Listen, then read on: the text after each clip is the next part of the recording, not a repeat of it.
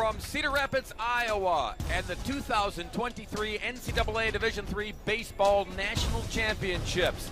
It's down to the final two teams. There they are, bidding for the national championship title. The Lynchburg Hornets set to take on the Johns Hopkins Blue Jays in a best-of-3, winner-take-all title matchup. Bob Brainerd, Bill Brophy, our Tupelo Honey crew here in Iowa. The path to the championship series, and then there were two. The Blue Jays, the number 1 seeds in this 8-team field. Here's how they got here. Had to beat Baldwin Wallace twice. Had to beat, actually 3 times, I beg your pardon. After falling in the earlier rounds, they came all the way back to keep their number 1 seed intact. Lynchburg has had an easy run so far. Easy because they only had to face 3 different opponents to get here. And Lynchburg gets here to the title matchup, Bill Brophy, because of excellent pitching. When you throw 2 complete games, that helps the cause. Yeah, we get your classic matchup here. The best home run hitting team in Division III in Johns Hopkins against the team that has pitched so very well all year, including at this tournament. Lynchburg has got complete game efforts, and really that's the reason they swept through 3 games. Their pitching staff in great shape, bullpen-wise. They played 1 fewer game than Johns Hopkins, and they've relied on pitching and defense all year. And the Blue Jays, what they lead on, the big bats. They set an NCAA Division III record for home runs in the season, and you see the numbers. They are gaudy numbers at the plate. Well, they can swing it. There's no doubt about it, and they're not ashamed to tell you that. Matthew Cooper's the leading home run hitter in the country with 24. Again, their 110 is the most ever by a Division III team. They score a lot of runs, but you know what they say in baseball, good pitching will stop good hitting. It's been the case for Lynchburg this weekend as they've gotten 2 out of 3 complete games and in the title game in their first ever appearance in this tournament. Kieran Collins will get the baseball for the Blue Jays. We've seen him already in the tournament, Bill. Well, he opened the tournament against Misericordia, went 4 2/3 innings, allowed 6 hits that day, 2 runs. His defense was miserable behind them against Misericordia. They had 8 errors that day. Collins didn't get helped out at all. He was not around for the decision when this club rallied for 5 runs in the 8th inning to take a 10-5 win. But Collins is a veteran. He pitched here 2 years ago. He was more of a strikeout guy then, but he's had a good senior year. He's 6-0 with a 3.202 ERA coming into the tournament. 41 walks. 41 strikeouts, 19 walks at 58 2/3 innings of work. But he's a veteran, and he gets the ball in the biggest game of the year thus far for the top seed. Here's the lineup card for the Lynchburg Hornets that Collins will face. Garcia and Jones, really impressive freshmen at the top of this batting order. And then Avery Neves, really impressive left fielder. In the field and at the plate, he does a lot of damage. Then you've got the designated hitter. You've got the catcher, the first baseman, Eric Height over there. Height, first baseman, batting 5th. Then Collins, the 3rd baseman. Harding, the right fielder. Fiedler is the catcher. Holden Fiedler getting a lot of love from the pitchers that threw those complete games. He's been a steady force back there. Also hitting in the tournament as well. And you've got Atkins, the center fielder, batting 9th. We are all set for game number 1. Just 1 game today. And then 2, maybe 3 tomorrow to determine a national champion. Will it be the Blue Jays or the Hornets? And Collins to Garcia. The ball 1 outside. Well, Garcia's their table setter. This club's scored 23 runs in winning their 3 games. Garcia scored 5 of those runs. He's also driven in a pair. This is a team that is very patient at the plate. They cobble together a lot of walks at the plate, but as this young man Garcia noted in the press conference the other day, he'll take his walks, but if the pitcher's throwing strikes, and he's going to be aggressive up there. There's a strike, 2-1. Garcia, 346 hitter coming into the tournament. Hasn't hit a home run, 29 behind. He's the prototypical table setter, leads the club, or second in the club in stolen bases. If he gets on, he's a threat to run. Scoots out of the way there, 3-1. His on-base percentage in this tournament is .500. Yeah, this is a balanced team. They don't have the big boppers like the guys in the white, but up and down the lineup, they've all got on and created some havoc. They played good defense, and they've had wonderful pitching. With, again, 2 out of the 3 games resulting in complete games. Garcia showing patience here, as he noted, 3-2. They also have the best relief pitcher in the tournament, Jack Batchmore, who only made 1 appearance. He struggled in that, to be honest, but on the year, he's had a monster season. So at the back end, they feel comfortable. Followed back. I mentioned the walks, and coming into the tournament, Lynchburg had walked 276 times as a team, and that number led the nation. So again, it goes back to practicing patience, but if you're getting strikes and they're coming in high volume, then these guys not afraid to swing the sticks. Garcia still fighting up there. This will be the 8th pitch of the at-bat coming up. 386 teams started the season back in February. We're down to the final 2 here on a hazy 80-degree day in Iowa.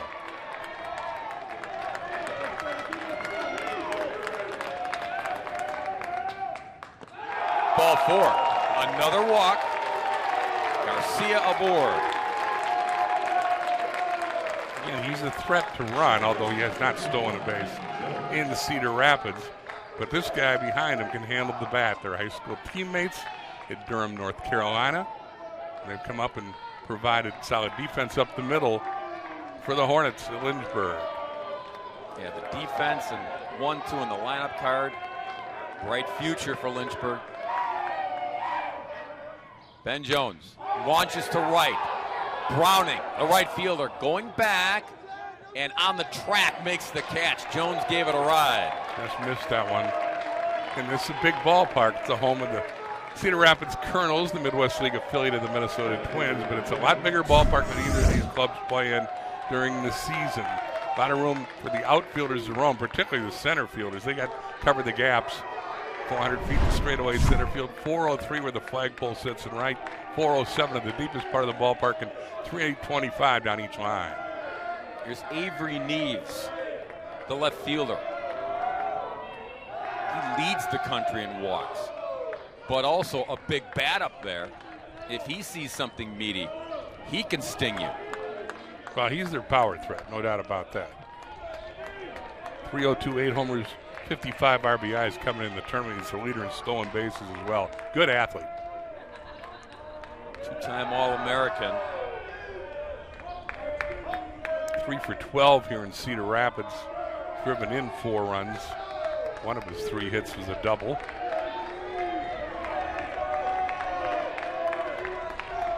Healthy lead by Garcia. 1-0. Neves is the program leader in home runs, and walks. A lot revolves around number 30 in this Lynchburg lineup.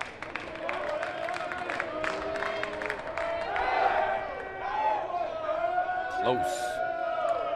Again, Garcia's getting a fair amount of lead time over there.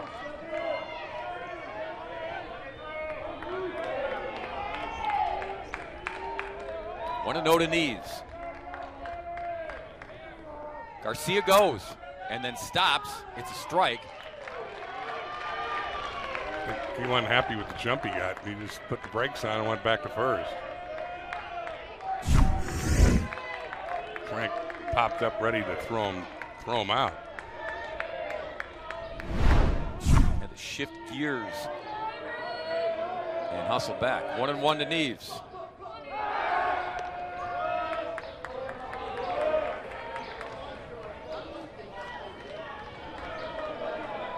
Neves said at the presser the other day, we're not rookies anymore. This is the first trip ever to the College World Series for Lynchburg.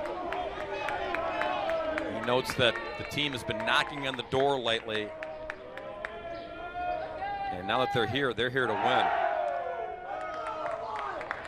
And they have really been impressive. They haven't played like a bunch of newbies here in Cedar Rapids. When you get good pitching, it settles everybody down. Bingo. To a man, everybody talked about that after the latest victory. Well, the pitching has been so rock solid. First Brandon Pond with the complete game 4-hitter. And that was followed up yesterday when Wesley Arrington followed the blueprint Pond showed him against a team that could hit and allowed 6 hits and just 1 run. Look out. Hit by a pitch. Couldn't duck, roll, and run for cover, so he's aboard. 2 men on with 1 man out. Designated hitter number 18, Sean Polkarock. Now Polkarock will be the batter.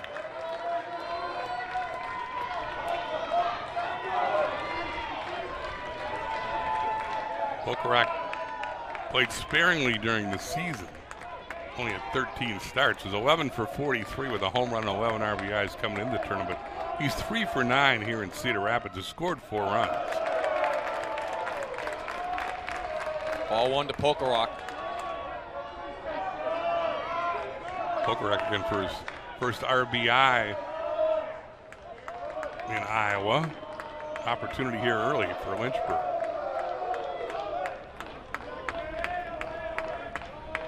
Collins, long look at Garcia dancing behind second base, and he gets hit. Polkarock absorbs the blow, and the bases are loaded. Collins hit a couple batters the other night against lacrosse, and he's got 2 hit batsmen here in the first 4 he's faced in this championship series. Time for a chat with your pitching coach, Mr. Collins. Graves out to the mound. This is just try to settle him down. And he needs some settling down. Come inside twice to those right-handed hitters and finds himself in a world of hurt, even though he hasn't allowed a hit. And we've got bullpen activity in a hurry for Johns Hopkins. Ryan Anderson going to walk on down, start to get loose. That's the Lynchburg crew. They've been active and vocal, having a lot of fun here in Cedar Rapids. A couple of the guys found the spray paint for their hair this afternoon. High noon start here in Iowa. Message has been conveyed to Collins. And now Eric Height hits with the bases loaded. Height's 2 for 7 in the tournament. He's driven in 4 runs, however.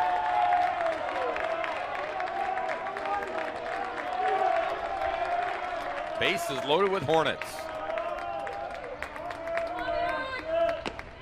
Strike 1.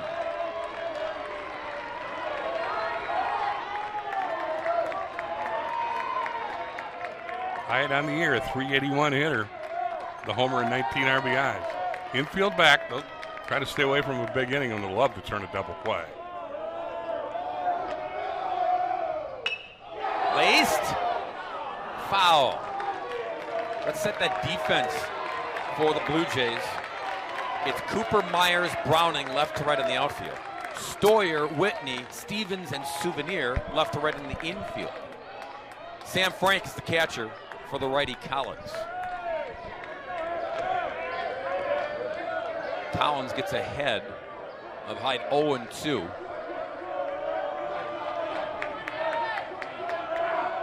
Punch out would work well here as well.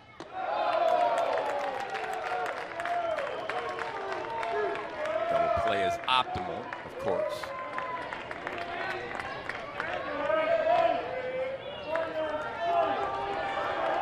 Myers playing maybe medium shallow in center field. He wants a shot to come home if it comes his way. This one near the Lynchburg dugout. Frank giving chase, it's out of play. Let's give you our men in blue. We have 6 of them since it's a national championship series now. So Eric Byram is behind home plate. Roger Wolf at first base. Michael Chuckerman at second. Lou Kammermeyer is at third. And then down the left field line, Dominic Longbuco. Down the right field line, Rudy Fernbach. 1-2 to Height.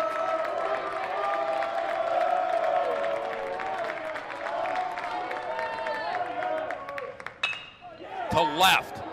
Cooper going back. Off the wall. 2 runs in for the Hornets. They sting the Blue Jays early.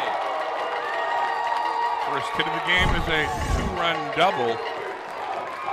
Collins got a pitch up. Hyatt didn't wait to extend his arms and line this one off the left field fence. Cooper thought he had it measured, and all of a sudden it's over his head. Hyatt continues his hot hitting in the tournament. He's now driven in a team-high 6 runs, and Lynchburg with the early lead. You hit it, Bill. First hit of the inning. A leadoff walk, 2-hit batsman, and Hyatt makes Collins and the Jays pay. Here's Gavin Collins.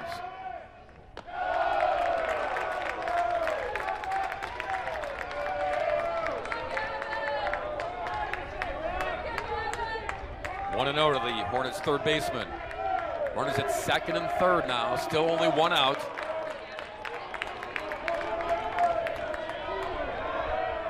Collins to Collins. Swing and a miss. When you score 10 runs a game on average, you can afford to play the infield back in the first inning.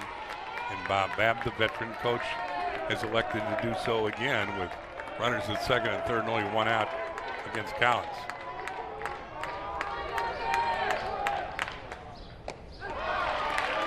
Big slice through it again by Collins. 1-2. Collins, a 182 hitter in the tournament, driven in a run. On the year, he's hit 249 with 34 ribbies and 5 home runs.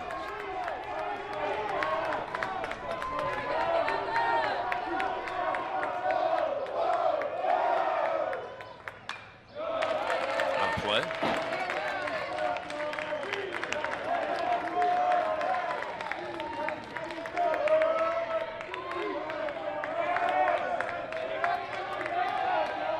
Lynchburg's the champs of the Old Dominion Athletic Conference. They beat Shenandoah, the super regional, to get her. In fact, they beat Shenandoah 5 or 6 times this year. Had to battle back against Shenandoah. But it was a game that made them believe that even if they're down on the scoreboard, they will find a way. They have the ability.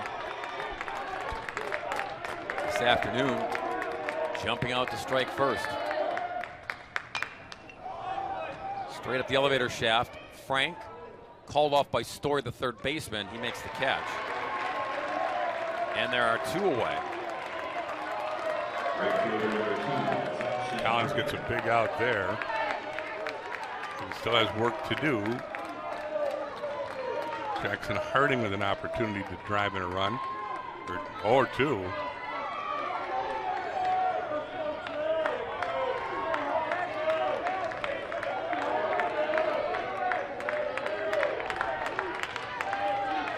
Harding with 2 aboard. Collins. Time to foul it.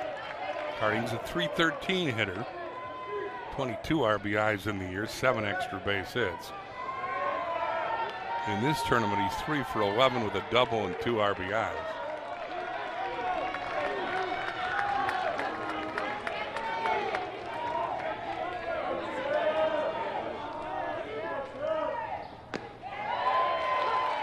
Collins gets ahead 0-2. And some soft stuff there.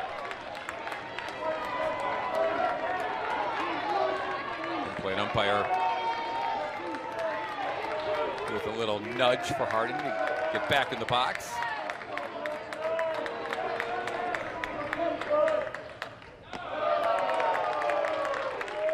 One and 2.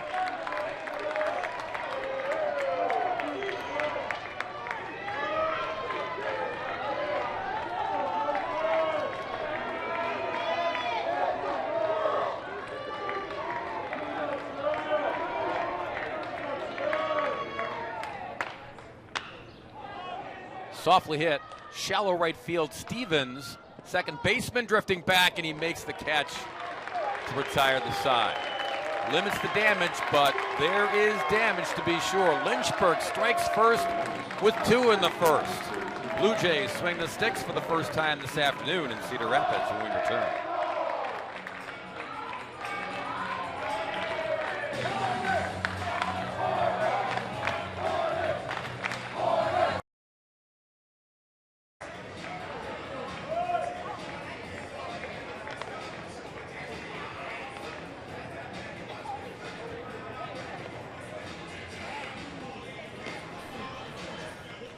Johns Hopkins playing from behind, right out of the chute. Their batting card today for Hall of Fame head coach Bob Babb goes Matthew Cooper to lead it off, followed by Souvenir, the first baseman. Story, the third baseman, swinging a hot stick here. Frank, the catcher, in the cleanup spot. Then Myers, the center fielder. Sear is the designated hitter, batting 6th. Stevens, the second baseman. Whitney, the shortstop. And Collins, or rather, I beg your pardon, Browning is the right fielder. He bats 9th for Johns Hopkins Blue Jays. And again, they can swing it. Oh, nobody more powerful in the land. But that guy, Zach Potts, hopes to quiet their bats. Through 7 innings against La Crosse, opening day, allowed 6 hits, 2 runs. Walked 2, struck out 7. He's been their ace all year. 11-0, and that was his 12th win against La Crosse. Came into the tournament with a 2.41 earned run average and a complete game plus a shutout. He's a hard thrower. 99 strikeouts this year. Cooper going after the first pitch, launches it to right, and gave it a ride, but Harding is there for out number 1. Let's set that defense for the Lynchburg Hornets. Needs Atkins and Harding in the outfield. Collins, Garcia, Jones, and Hyatt left to right in the infield. Fiedler doing a great job behind the plate, and Potts, the righty, on the bump. 1 away for Souvenir, the first baseman.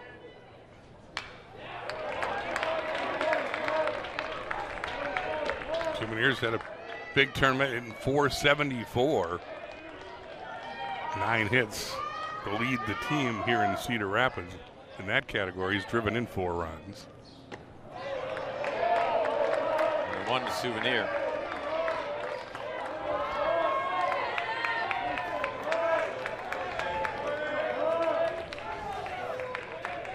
Souvenir had a good year overall, 342 hitter. 6 homers, 47 RBIs coming into Iowa.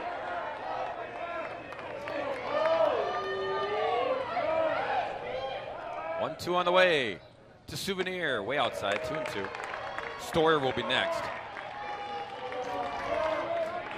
Souvenir is a sophomore from Boulder, Colorado.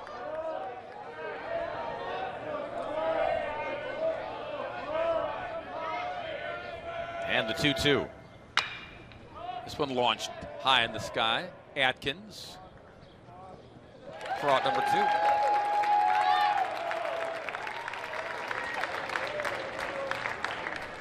2. 2 fly ball outs. First one hit with authority. That one was a can of corn. And here's the hottest hitter in the tournament. Sean Stoyer has driven in 13 runs. Getting 474 in the tournament, 421 in the tournament. Strike 1 to Stoyer.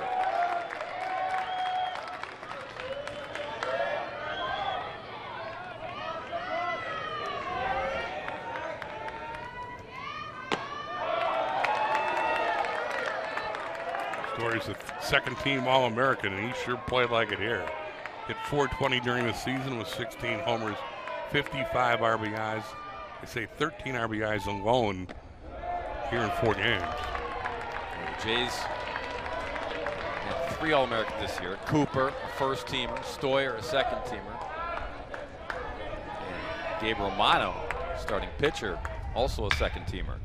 Down the line at third, and Collins rolled it up the glove and into left field. He's been real steady in the tournament up until that boot right there. Yeah, I think that's a hit. Let's see, they haven't ruled yet. That ball was hit pretty hard, though.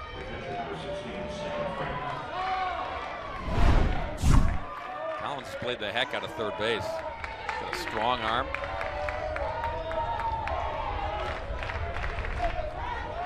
So a base runner for Hopkins with 2 away.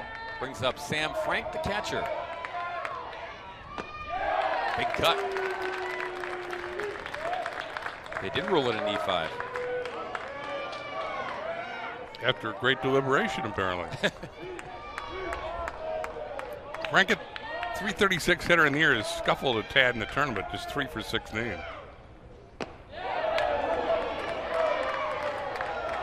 This lineup card by Bob Babb basically shifted everybody up a spot after they lost their terrific freshman right fielder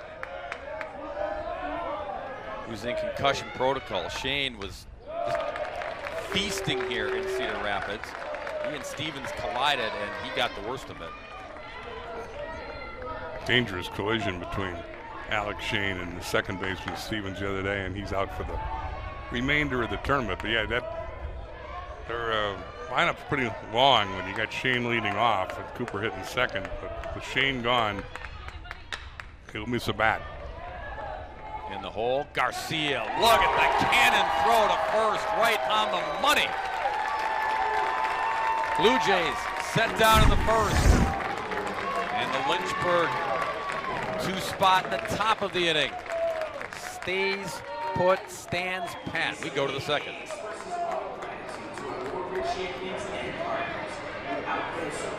These great championship moments and opportunities are not possible for student athletes. The NCAA's commitment to the highest levels of fairness and well-being, along with the pursuit of excellence in both academics and athletics, helps build a championship culture. With their generosity, our corporate partners make it possible to celebrate champions. Thank you.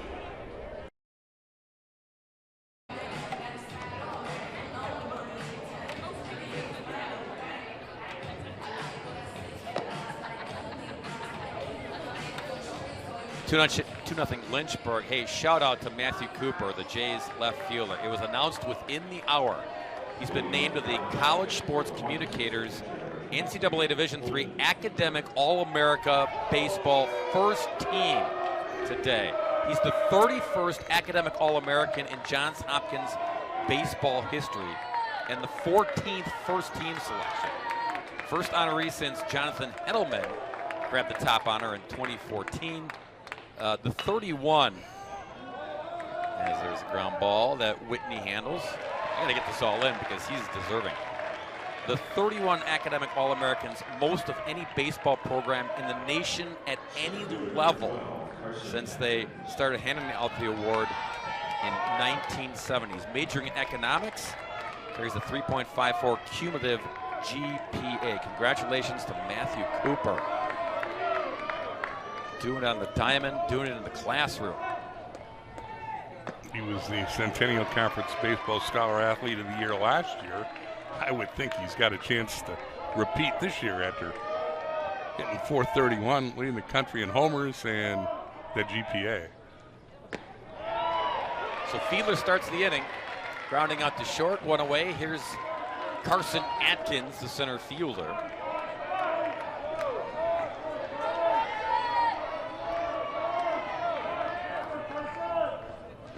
Thanks to Ernie LaRosa, Associate AD, Director of Athletic Communications at Johns Hopkins.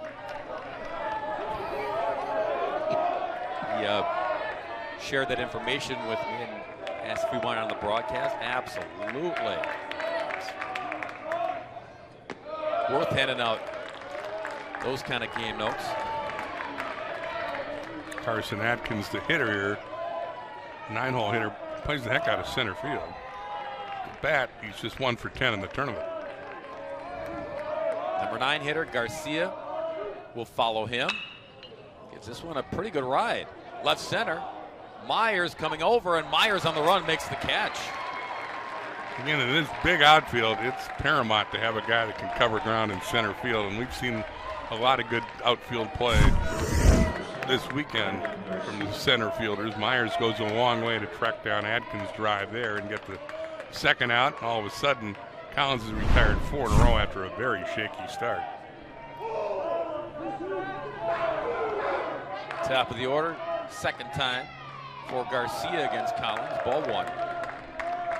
Bob Babb noted the other day that their motto, and they preach this in fall ball to carry over into the season, is limit the free bases. And by free, that's anything where you allow the team to get on base. Walk, error, hit batsman, and they had 3 free bases in the opening inning. And that's why they preach that. It's like, they'll come back to haunt you. They'll bite you. And Lynchburg certainly did that.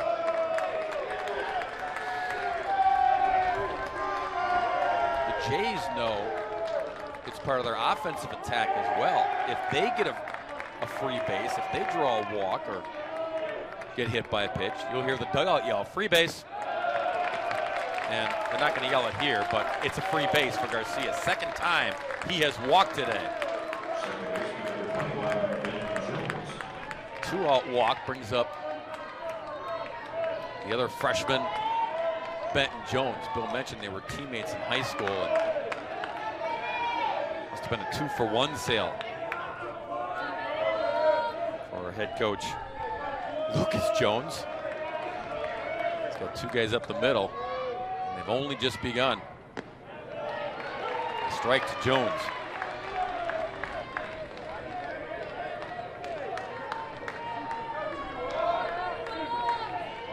See if they start the runner here with 2 out.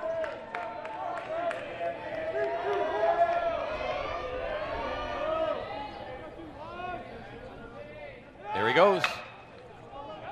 Ball hit to Myers. Again on the move. Gets to the spot. Side retired. Better inning for Collins and the Blue Jays. Middle of 2. Scoreboard stays 2-0.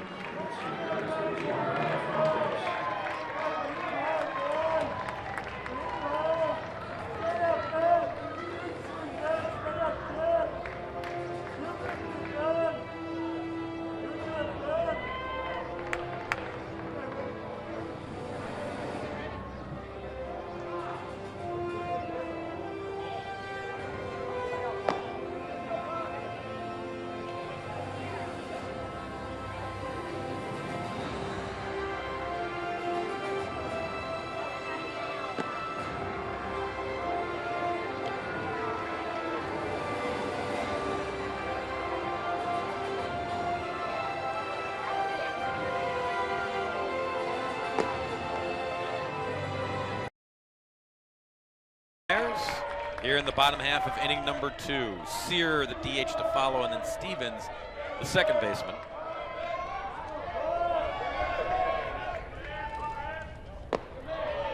One and one. Myers told you he played a heck of a center field. You saw it yourself last inning, and he went a long way to retire Atkins.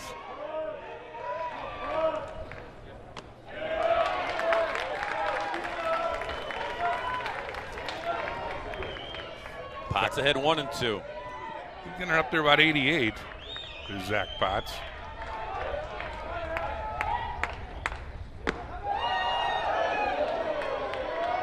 Just missed. Zach's 2-2. 6'3", 165 pounds is Potts. Out of Oilville, Virginia. Primarily an all-Virginia roster. And there's the Jays' first hit of the ball game. Myers a single to center to kickstart the second. And here's the designated hitter, Caleb Sear. Sear's a catcher. We've seen him toss the gear on and catch one of the games here in Cedar Rapids. But primarily, he's been DHing. Doesn't get cheated at the plate. Hasn't made a lot of contact, though. 4 for 17.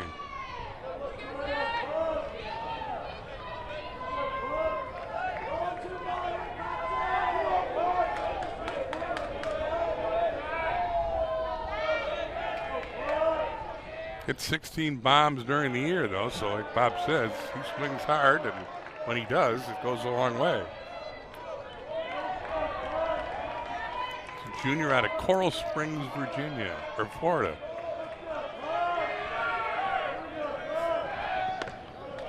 Keeping an eye on Myers, keeping him in the neighborhood.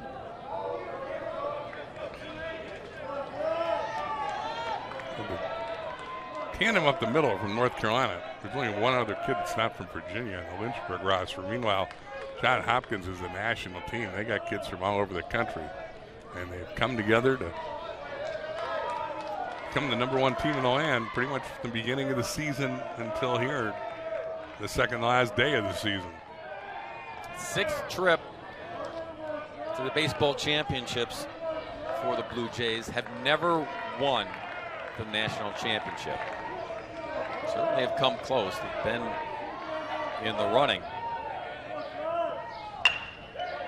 Liner right to Garcia, and that's out number 1. And that hasn't been lost on this team, that there have been teams in the past that have made the journey but not able to finish it off. And with Bob Babb in his 44th year, this team would like to be the one that gets the Hall of Famer that elusive hardware. Almost caught Myers that time. This is the second trip to the finals for Johns Hopkins. They played Trinity in 2008 and got beat in Game 3. Runner goes, pitches a ball, and safe for Myers at second base.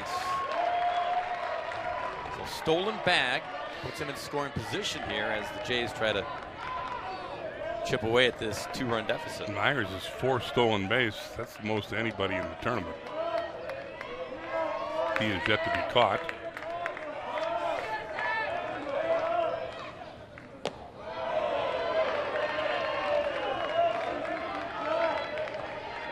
I take that back. Garrett McElhenney of Misericordia, their talented leadoff guy, stole 5 bases here. But Myers second with 4 for 4 in stolen base attempts. Down the line, Collins makes a nice play here. Backhanded snag for out number 2. Keeps Myers at second base. And now Whitney will be the batter.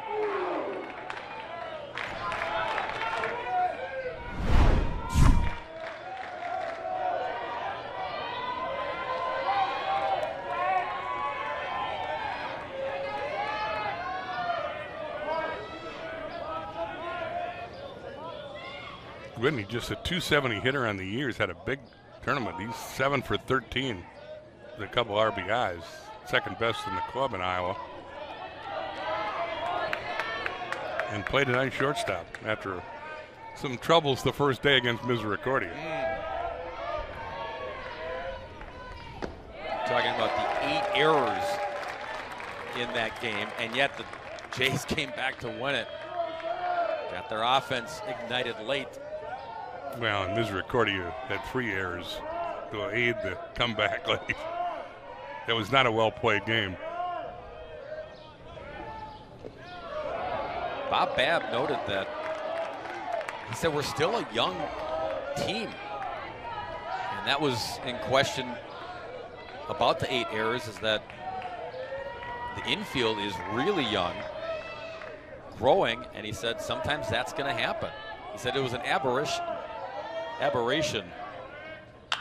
That's not how they normally operate. But they are young, still learning on the job, and yet playing for a national championship as Whitney flies out to center. Nothing across for the Jays in their half of inning number 2.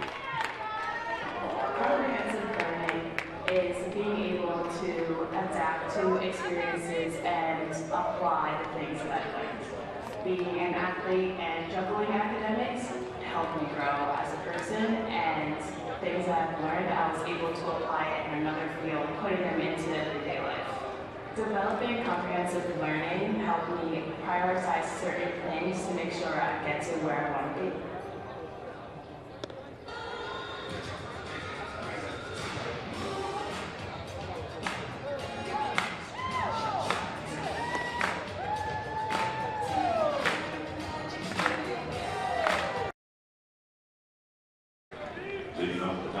Beautiful weather here, 75 degrees. Humidity's low, wind, light breeze blowing in from center field.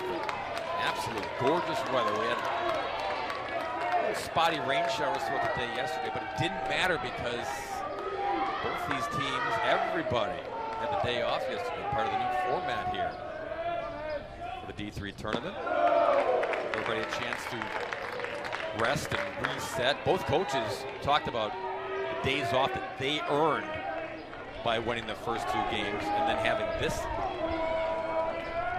another day off on Tuesday. And they applauded it. They really loved it. Of course, when you went and earned those days off. Well, you should have set up your bullpen. I mean, everybody should be ready in both bullpens going off a day off. That's what it's all about. I mean, the Savadoff kid who threw a complete game, 150 pitch complete game, is probably down for Johns Hopkins. I don't know if he was able to comb his hair yesterday on the off day. This is Neves for the second time. But I would think you could possibly see all hands on deck tomorrow, including Savadoff, if you get to that 3rd game. You'd have to assume we're going to see Brandon Pond for Lynchburg in game 2. He had a complete game, or 4-hitter the other night for Lynchburg. Gabe Romano, the All-American, should be available for Johns Hopkins. Should be an interesting series.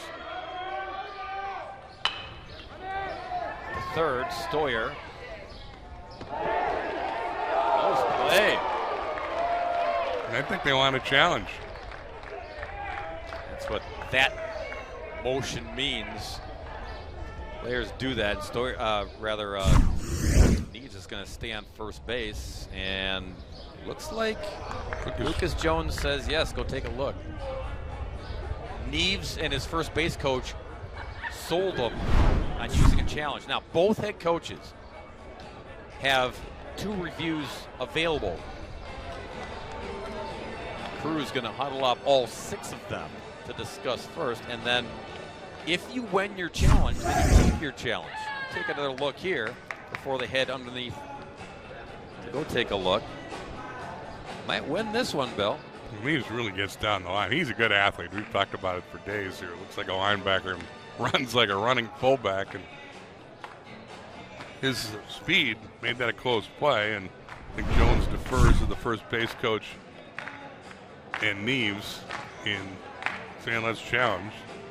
Jones is a Lynchburg native, coached for 2 seasons at Patrick Henry Community College and 2 seasons at conference rival Washington and Lee before taking over at his alma mater. Good player at Lynchburg. So there's a great look on the freeze frame. Ball's in the mitt. Looks like foot's on the bag. And as they say, tie goes to the runner. If that's the case, then Neves will be safe. Continuing on Jones's resume, he was the Scholar Athlete of the Year in the Old Dominion Athletic Conference. Here's the ruling from the umpires after the challenge by Jones. Whoa. The call stands. So Lucas Jones loses one of his 2 challenges. The theme that we have seen as far as reviewing so far in this tournament has been early on, then you kind of hesitate. You don't want to burn one of those challenges. You might need it later. But Lucas Jones, again, he trusted Neves and trusted the first base coach to take a shot. But put it down as 5-3 putout of Neves. Well, the challenge system's been around long enough now that these coaches know the significance of them and the strategy of when to use them. So when they first were implemented here a couple of years back, they were used like candy giving out to babies. I mean, the game got delayed repeatedly on close calls that really weren't close. But again, everybody's gotten used to it, and usually bang plays are challenged, and again, coaches know that the umpires take over in the final 2 innings, so you get 7 innings, you use your 2 challenges. Yeah, umpires' discretion, 8th and 9th inning and beyond. Anything that's close, they will initiate the challenge.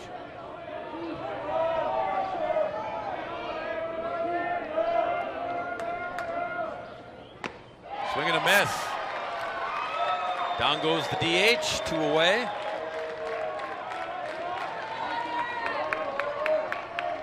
That is strikeout number 1 for Collins. And here's Height, the first baseman. Big blow in the first inning, provided by Eric. We'll win those 2 runs with a double.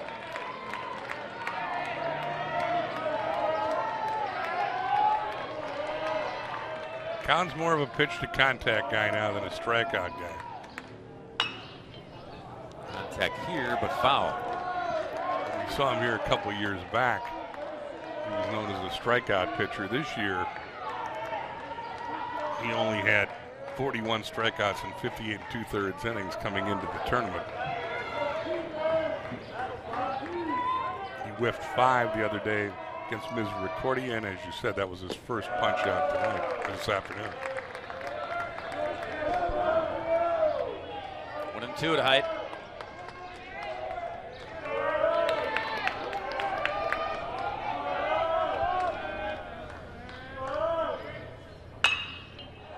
Another base hit for him. 2-out single. Keeps the inning alive for the Hornets. Height waited back on the off-speed delivery, and it's a 2-out hit. He's now 2 for 2.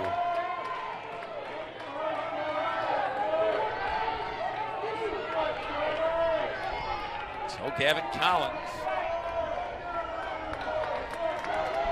popped up his first AB.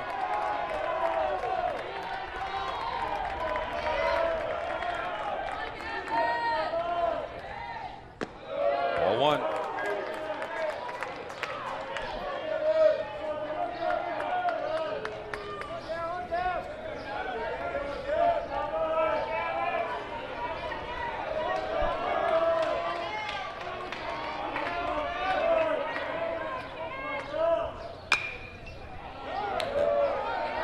That went in on the right field line. 1-1 to Gavin.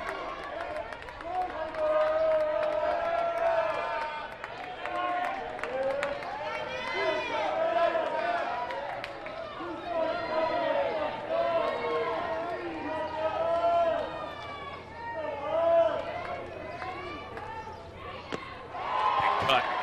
Outfield's respecting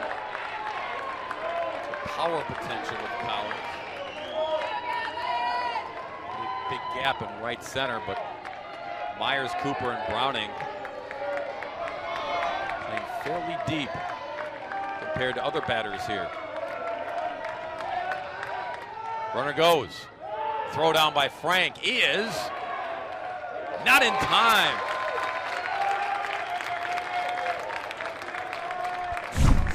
But close. This close. Lynchburg stolen 7 bases now in 4 games here in Cedar Rapids.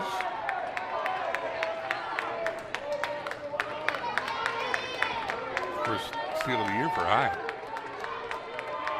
But he's in scoring position for Gavin Collins in this Collins-Collins matchup.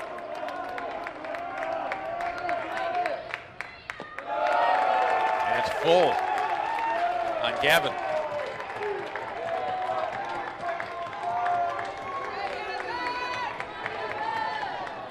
Kieran Collins is a soft tosser to be sure.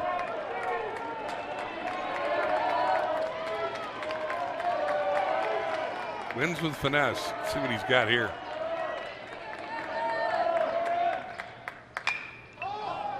Time to pop up.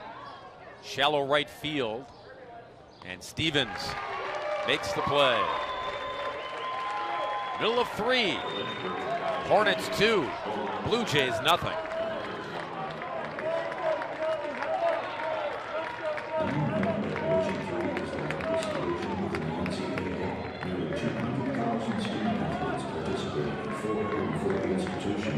Division III Center of NCAA membership schools. Learn more about Division III. Back here in Cedar Rapids, Iowa.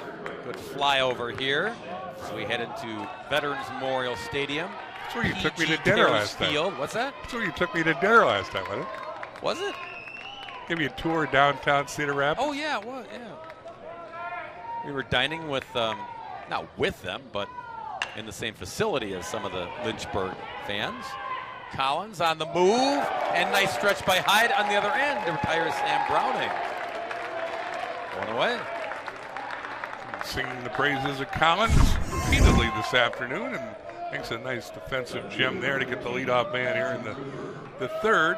Flip the lineup card, you'll get to see the All-American Cooper now hit with nobody on base.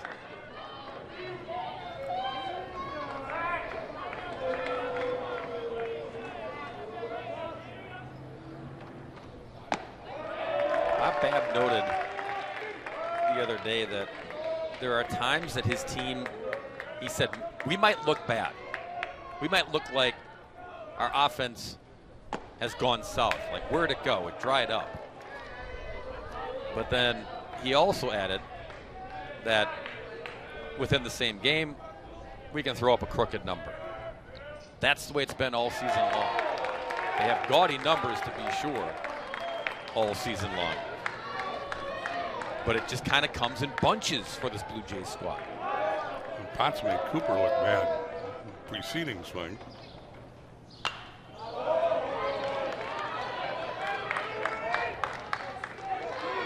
The winning percentage of this squad is the best in the country in all of college baseball. Only 6 losses. Any division, you pick it. They've had massive success. The obvious #1 seeds in this tournament. Can they finish the job here in Cedar Rapids? 1-2 to Cooper. That'll hang up there for Atkins, who makes the catch. 2 down. Not like Lynchburg's winning percentage is chopped liver, 46-7. Amazing. I mean, if they win the tournament, they'll have a better winning percentage than Johns Hopkins. How about that? 2 up, 2 down for Souvenir. Lynchburg was number 6 ranked in the last poll at D3Baseball.com heading into the tournament. We've told you Johns Hopkins was number 1. That's what Neves echoed the other day, saying, yeah, we're the newbies, we know that, but we're not going to come here and play like newbies. And they came in here to Cedar Rapids with the attitude to win this thing.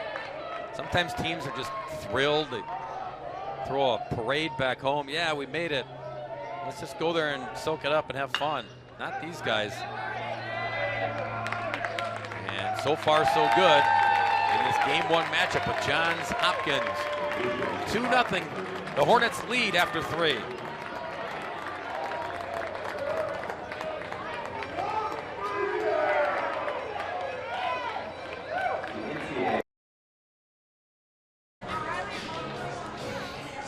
Lynchburg goes to the top of the 4th, leading 2-0. What did they do on their day off? Off to Dyersville, Bill, to check out the Field of Dreams. Field of Dreams about an hour from Cedar Rapids, and there's the road trip for the Hornets yesterday. Sure, they had a memorable time.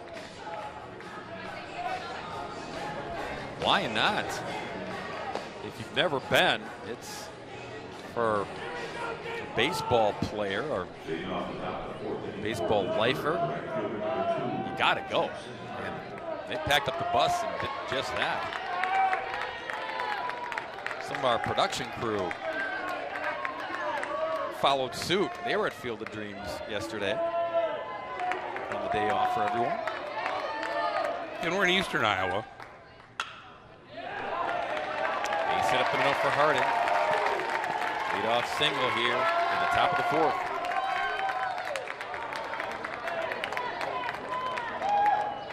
Lynchburg got the leadoff man on in the 1st inning when they scored their 2 runs.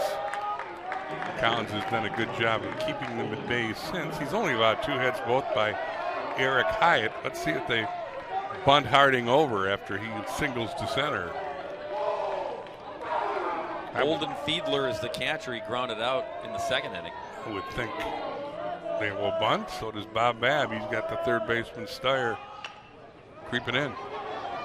Terrific bunt. Mission accomplished. Harding down to 2nd. Yeah, Lynchburg doesn't have the gaudy big power mashers that Johns Hopkins does. They win with pitching and defense executing fundamentals. Saw it there. It's their 5th sacrifice hit in 4 games here in Cedar Rapids. So now Atkins, the number 9 hitter.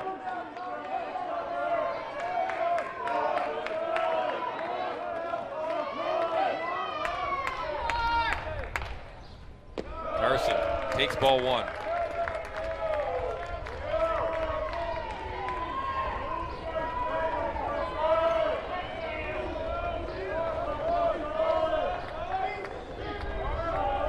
Atkins drove in 37 during the season, hit 276.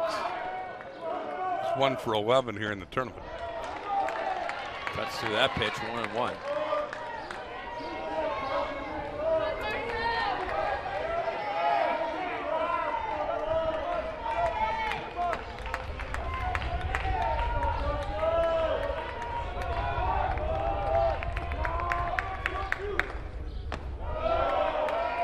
Collins wanted that call. Didn't get it. 2-1. 63 miles an hour.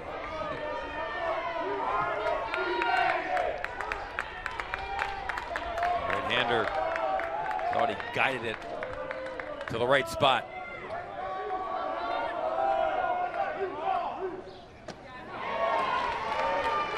Got a cut from Atkins. Evens it at 2-2.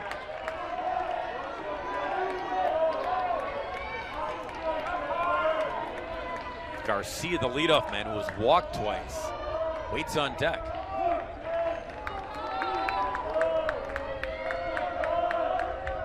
Collins, the 2-2. Swing and a miss. Big strikeout there. His 2nd. 2 away for Garcia.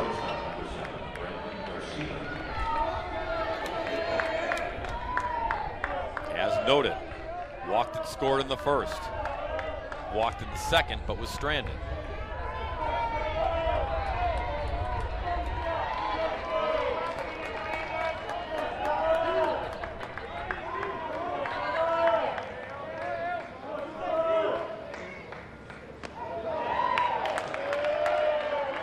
Catcher Frank wanted that pitch. Read the body language on how they feel about where they think the pitch ended up. Again, this kid doesn't throw hard. His pitch was 64 miles an hour. 1-1 to Garcia. That was 80. He's got to locate to be successful. He had control problems in the 1st inning when he walked Garcia and then hit 2 batters, and Eric Hayden came up with a 2-run double. Give Lynchburg the lead, they still retain.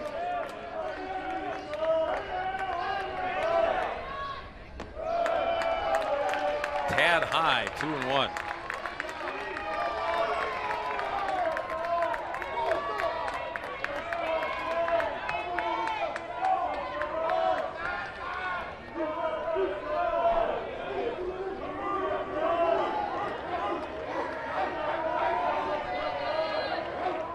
Harding out at 2nd. Garcia into the seats.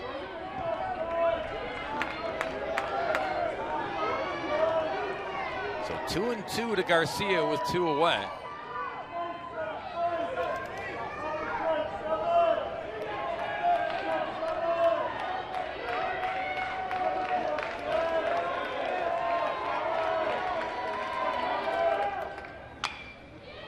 Softly hit. Right field, Browning makes the catch. Side retired. Scoreboard stays intact here in Iowa. 2-0 the score.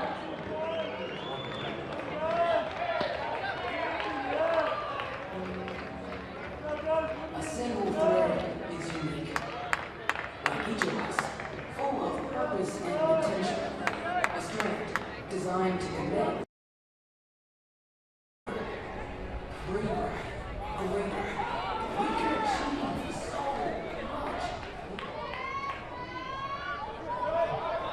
Leading off the bottom of the fourth inning, third baseman number 33, Sean Stoyer. Hopkins to the plate again here in the bottom half of the fourth, trailing 2-0. Stoyer jumping on that first pitch from Potts, lines it out to left field, one away. They were trying to ambush a first pitch fastball, hit it well, but right at the left field.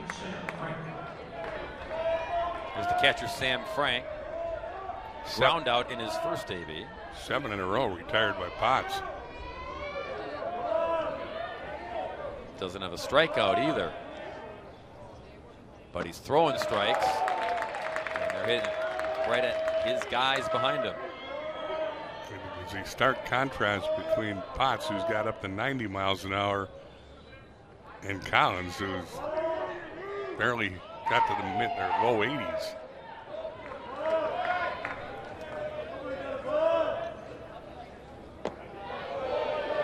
One and one.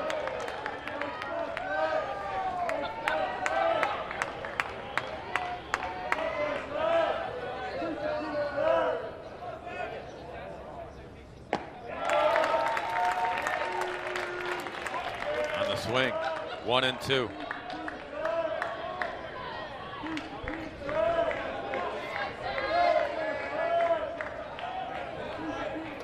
Sam Frank's from Houston, Texas. Is this one a ride? Bangs it off the wall. Sam into second with a double.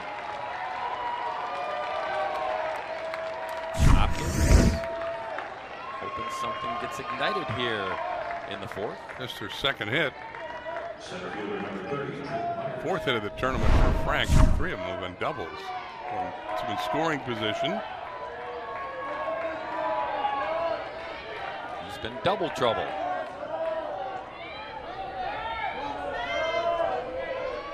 Trip Myers now. Myers had the first hit of the ball game back in the second inning. He stole second, but was stranded at third. Into the glove of Hyatt for out number 2. Pitch swinging again. Didn't get all of that one. I had made that play look easy. Now Caleb Sear, the designated hitter, he hit a liner to Garcia at short in his first AB.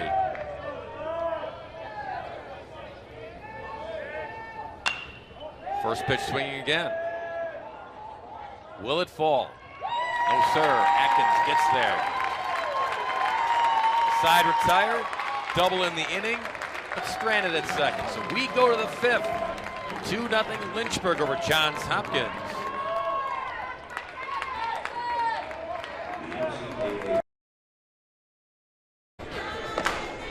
A spectacular sun splash day here in Cedar Rapids. Started the tournament. It was some serious summer weather. 90 degrees, some hazy skies. Still a little haze here, but really cooled off. Humidity dropped. It is perfect for these guys today. Game 1 in the best of 3 for all the marbles. Jones to lead it off for the Hornets. And inning number 5 is underway with a strike. 2 fly ball outs for Ben so far today.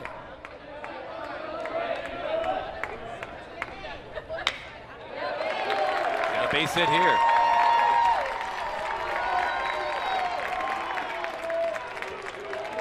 Good piece of hitting by Jones. Goes the other way. Now 5 for 16 in the tournament. He's a threat to steal as the leadoff man at first. And big old Avery Neves stepping in.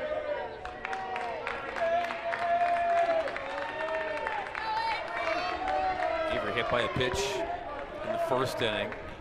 Took the punishment, but part of that 2-run first came in to score.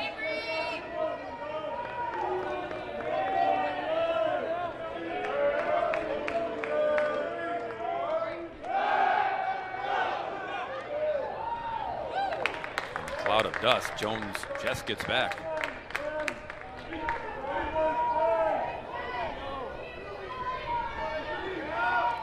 Collins on the hill only made 7 appearances last year because of injury. We're going to challenge the bang bang play at first on the pickup? Apparently. Took a while.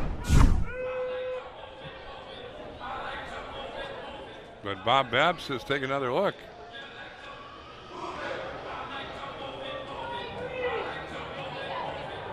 And we will go under the hood underneath. Bob. All right. This will be the first challenge by Hopkins.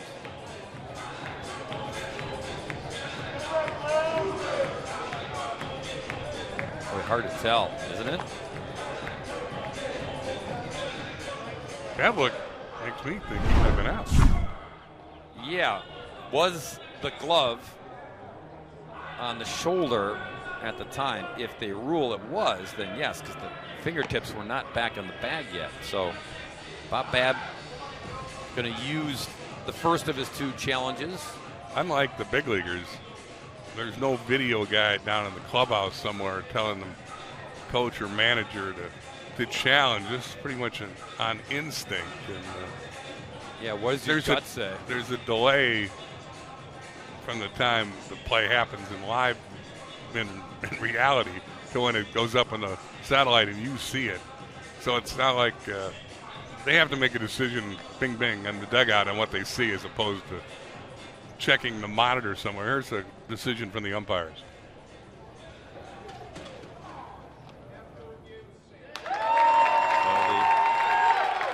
Runner Jones remains at first base, so Bob Babb loses one of his challenges, so each coach has 1 remaining.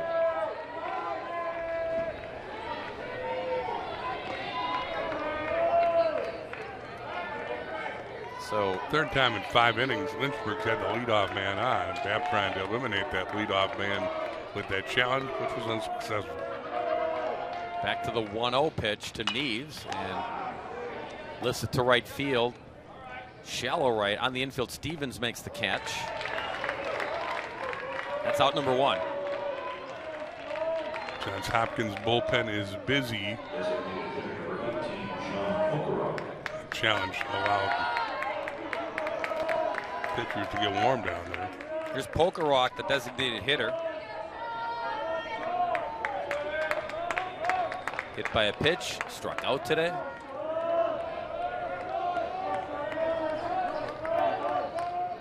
Runner goes. Throw down. And Jones in there with a stolen bag.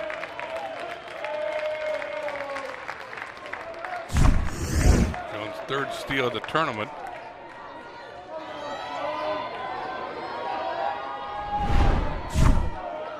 He now has 9 and 10 attempts on the year. 2nd most on the team to Neves. So Jones in scoring position. Polkarock.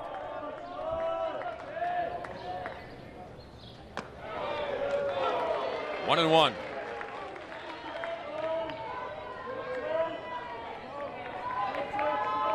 Collins from Palmetto, Florida, with the IMG Academy.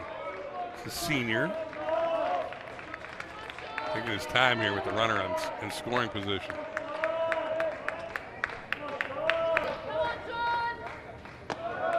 Floats it in there, 2-1.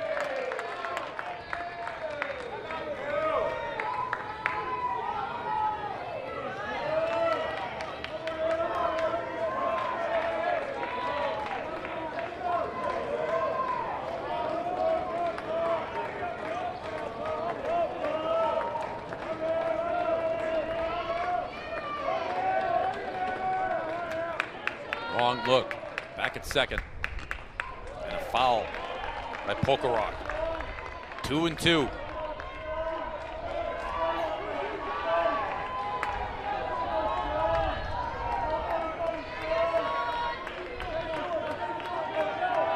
Collins up to 83 pitches.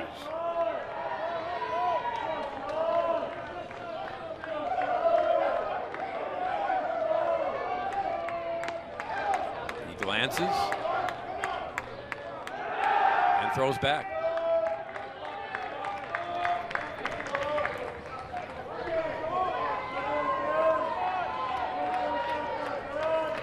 Trying to keep Jones in the neighborhood at second base. 2-2 to Polka Rock.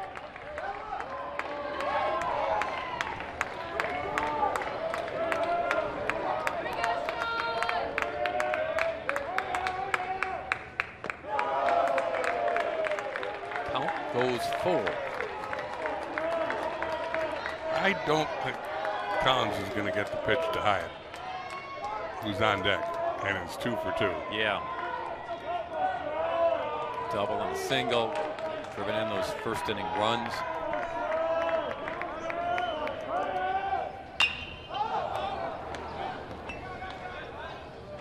Whitney dropped the baseball. What in the world happened there? He's looking up into the sun, must have been. But it's not a bright sun. It's not a tough sky for an infielder. Watch He's the got to knees measure. buckle. Yeah, kind of stumbled. Yeah. Obviously, and he's 6. So runners at first and second, and no movement from the dugout. So Collins will face Hyatt. That's one of those free bases Bob Babb talked about. Should have been a sure out.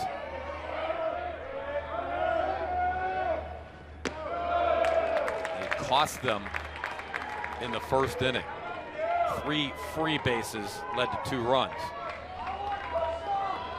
Well, in this series, you gotta play clean. You can preach that in fall ball, but this is for the national championship. You can't. Gotta catch it.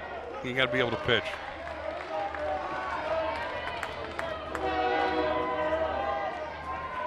Hyatt, great day so far, 2 for 2. Opportunity again to drive in some runs here.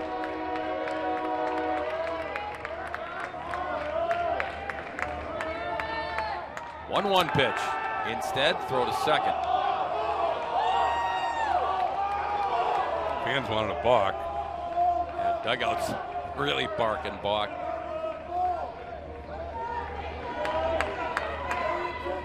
Was kind of a funky twist and turn to make that throw to second.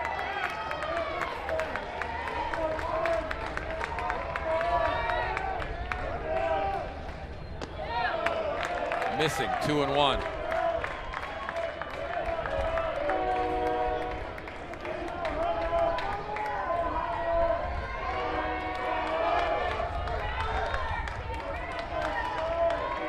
Hornets threatening once again here in the 5th.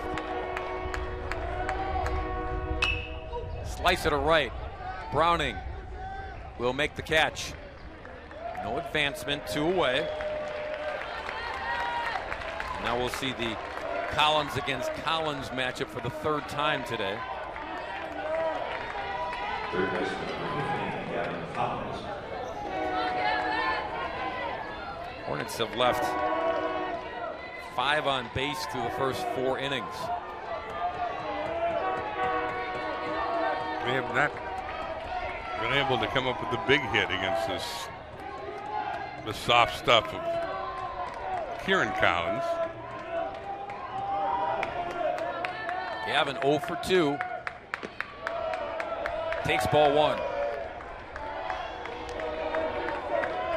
72 miles an hour on that pitch to give you an idea what I mean by soft stuff. That's hoofing it for him. He's seen plenty in the 60s.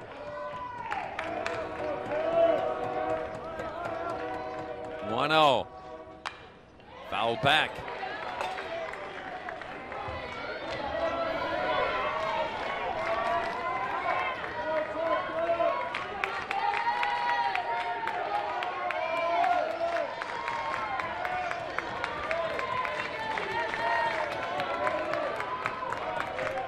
Jones at second.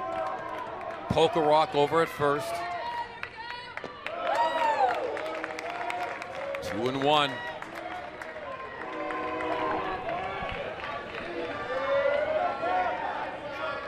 Bullpen continues to stay loose with Ryan Anderson for the Blue Jays.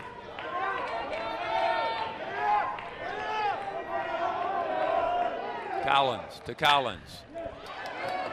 Pass Whitney, base hit. Here comes Jones. Hornets tack on another run. It's 3-0. Well, that's the clutch hit they've been lacking, and Gavin Collins comes up with it to score the unearned run with 2 out in the 5th. Whitney error proves costly as Collins finds the hole just out of the lunging Whitney's reach, and Lynchburg adds on.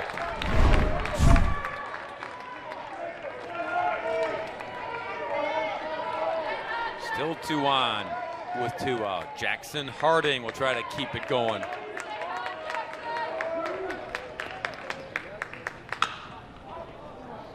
Pushes it down around the bullpen and foul onto the berm. Harding singled in the 4th.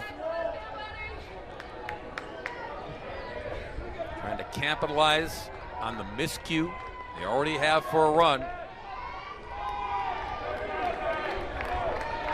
Harding's a graduate student from Warrenton, Virginia.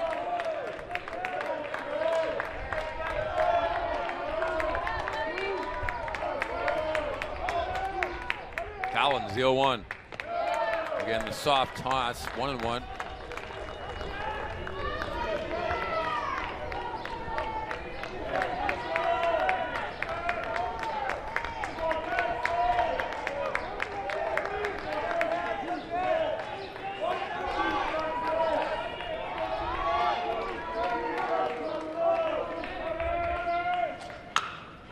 Center field, Myers. Nice play. But a run in for Lynchburg in their half of inning number 5. Scoreboard now reads 3-0 Hornets over the Blue Jays.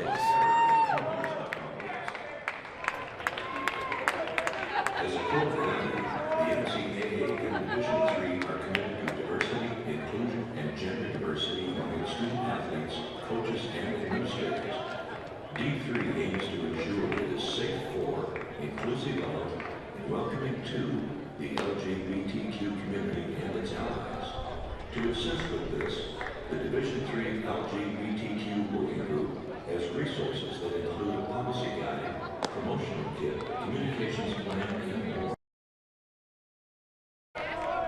Jimmy Stevens to lead things off for the Blue Jays. In the bottom of the 5th inning, strike 1 to Stevens. Club which averages 10 runs a game has been held to 2 hits by Zach Potts, who is not allowed a base runner to get past second base.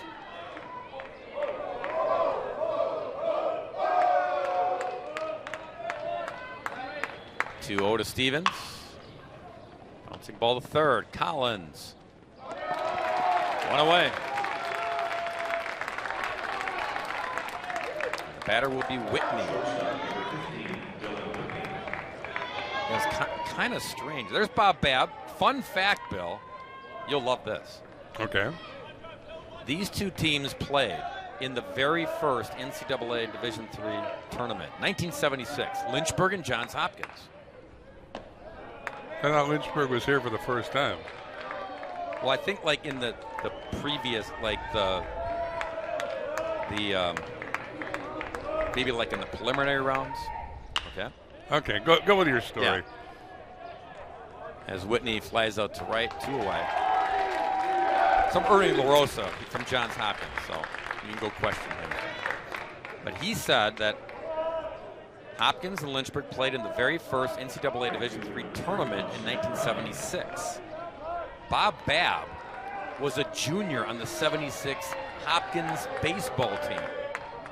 Blue Jays beat the Hornets that day in the first ever NCAA game for either team. 4-3 was the score in 10 innings, and Bob Babb was there for it. 47 years ago. How about that? Wow. Babb and Lynchburg head coach Lucas Jones are alums of these schools, so they know how much it would mean to win a national championship because they are Hornets and Blue Jays. So it was a first round NCAA tournament game. Browning the second. Jones to Hyatt. Side retired. Is that a fun fact? Does that qualify as a fun fact? That was really a fun fact, Bob. Bob Babb not having much fun so far on the scoreboard. After 5, his Jays trail 3-0.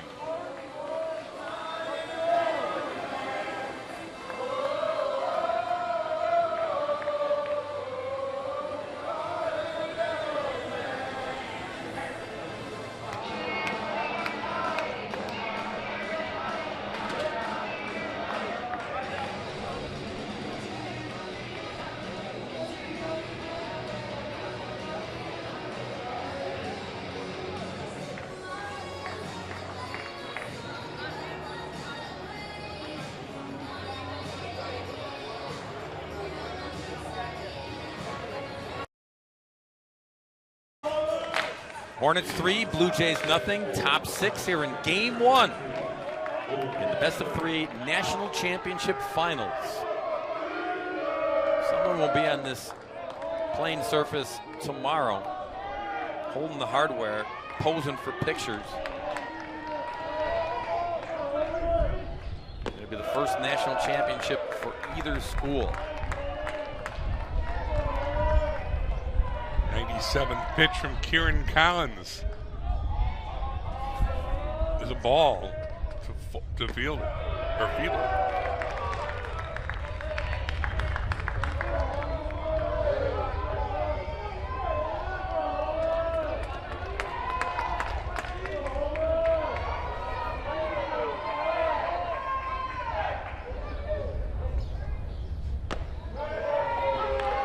At the presser the other day when Lynchburg punched their ticket into this best-of-3 on their first try, making it to the final field of 8. Fiedler gives this one a good poke, but Cooper makes the catch, 1 away.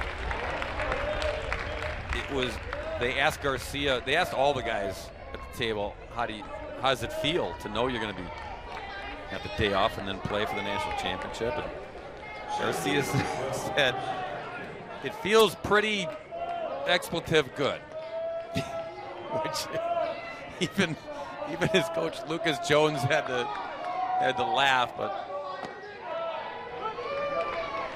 it just goes back to the mentality of these guys are having fun, but they're not here to have just fun in their first trip. They came here to make it a business trip. They truly expected to be in the position they are today. Again, when you pitch, you got a chance, and they've only allowed 23 hits in 3.5 games. Liner, Whitney makes a nice play here, but Souvenir can't find the handle on the other end. It's going to be, I'm going to say E6, which is too bad. Such an error committed by Whitney, and it's another free base according to Bob Babb. He is not going to be pleased. See if it bites him here. 1 away, and here is Garcia.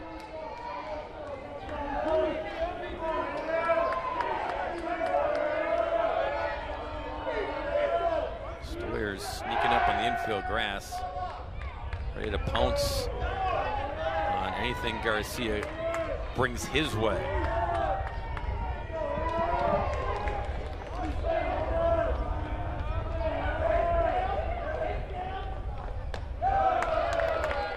Just high, ball 1.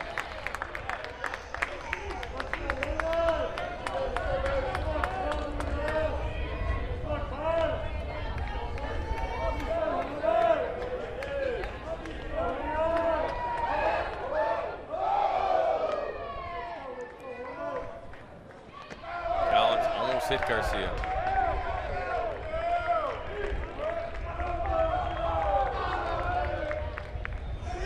Brandon almost did a cartwheel. Here comes another jab. This might be the end of the line for Collins. And Ryan Anderson is still warming up. That's been the case ever since the first inning. At 105 pitches. And again, a soft tosser like this got to be so fine. Now they're going to stick with him. But yeah, certainly Anderson's got to be ready. More than warm. But they'll give Collins a chance to wiggle out of this jam. 2-0 the count on Garcia.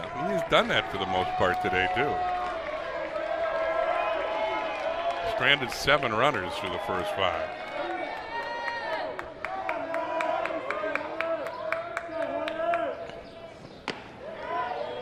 Gets a strike there, 2-1.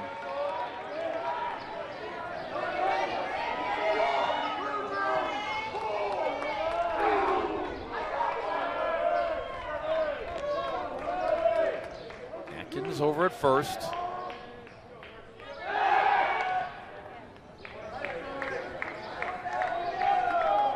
Keeping close watch.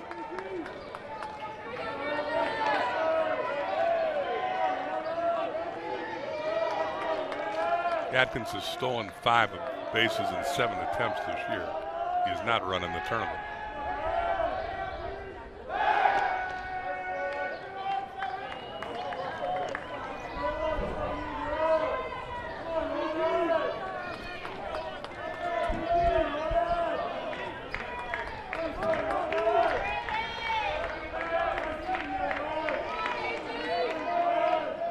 Garcia still waiting for the 2-1.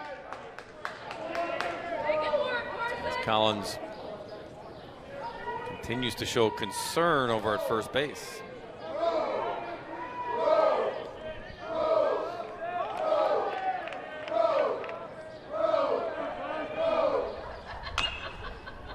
And Tapper got a piece of Brandon. He'll walk that off. The umpire will buy him some time by going out to present Collins with a new ball.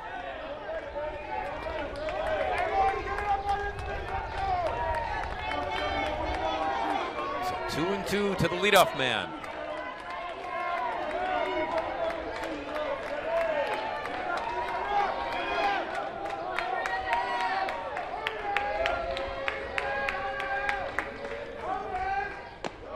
Collins misses. Count is full. I mean, if Atkins is going to run, you would think he's going to do so right here. Garcia handles the bat well. 3-2 pitch forthcoming with 1 out. Lucas Jones down in the third base box, communicating to his base runner and hitter. They kind of have a numbers system.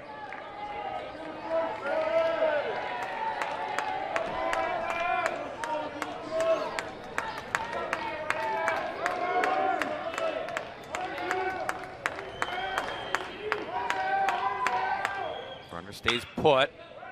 Liner to second. Stevens gobbles it up. Out at second. Out at first for the double play. And out of trouble are the Blue Jays here in the 6th inning. 4-6-3. Side retired. Scoreboard reads 3-0 Lynchburg.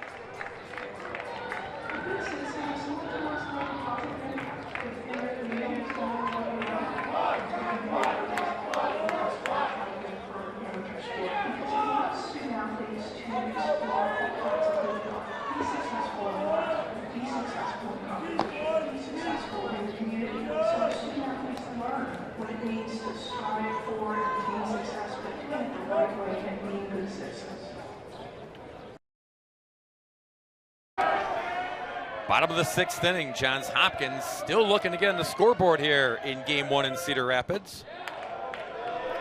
And they kickstart The bottom half of the sixth with Matthew Cooper. Souvenir to follow, and then Stoyer.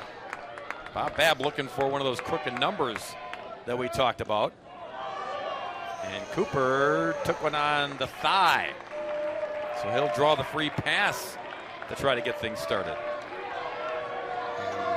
That is the first free pass Potts has given up and walked anybody. And certainly didn't want to walk Cooper there. Third time through the order. Let's see how these big boppers do against Potts, who has been very efficient in his pitching. That was only his 54th pitch. They've attacked early in the count and helped him out as well. Souvenir takes ball one. Two ABs, two flyouts to center field for Souvenir. Souvenir is 9 for 21 in the tournament.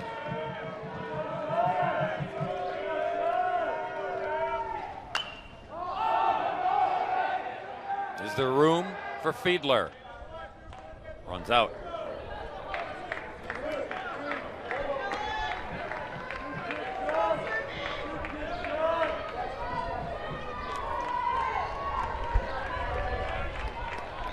Yeah, they have been hunting first pitches a lot in this ball game this afternoon. And the defense has been very good behind Potts, as they've been all year.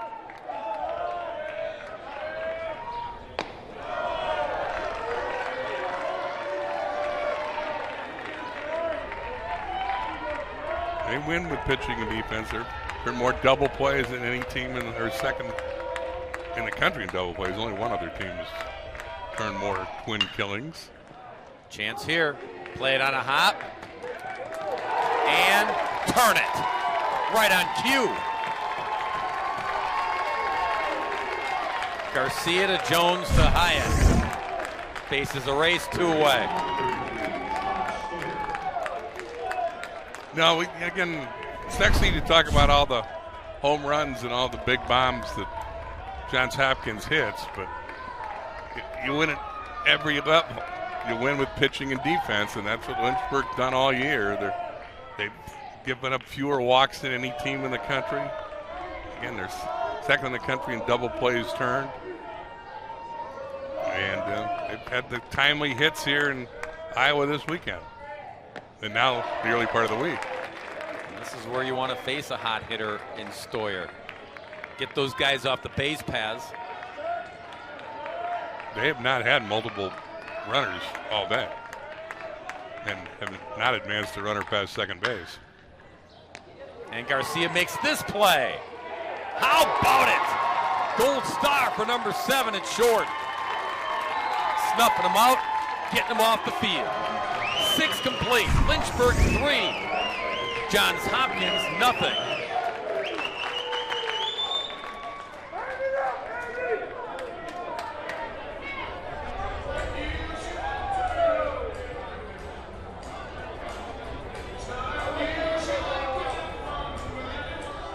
Well, we thought we were going away, but we're staying put. Bob Babb is going to use his other challenge he has available. I mean, everybody was in the Lynchburg dugout.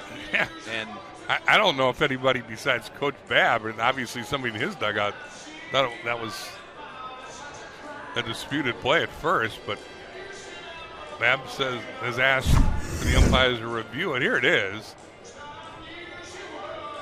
Is his toe on the bag? Yeah, that's got to be the only thought process here, because the throw certainly beats him by a lot. And perhaps Babb's first base coach saw space between the toe and the bag. Umpires, as you can see, still conferring.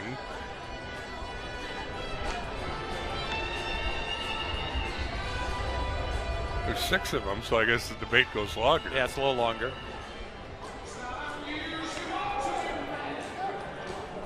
Gives everyone a chance in the yard to hear some Tom Jones. And they're now going to go finally review the play. Is there movement on the foot of Hyatt? Well, that's what I'm saying. Yeah. The only way, the throw beats the runner, Yeah. so they had to be challenging whether he kept his foot in contact with the bag. Well, and on that look, you could see the first base coach signal to the first base umpire that he was kind of waving, indicating foot was off the bat. So that's where this was initiated across the diamond to Bob Babb to say challenge that.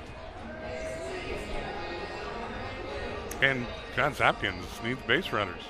Heck of a play by Garcia. Let's not forget that. Stoyer's staying put. He's over there telling the Lynchburg guys about his thesis paper that he wrote. You got a story on his thesis paper? No. I'm guessing. Oh, okay. Meantime, Potts will Stoyer's stay his loose. economics major, by the way. He's coming back. He's only a sophomore. Yeah. That was, again, what Bob Babb pointed out is that, yeah, we're playing for a national championship, but we're still a relatively young team. And so we are going to make mistakes. We are going to have our ups and downs at times. But we're also going to have a lot of bodies back next year.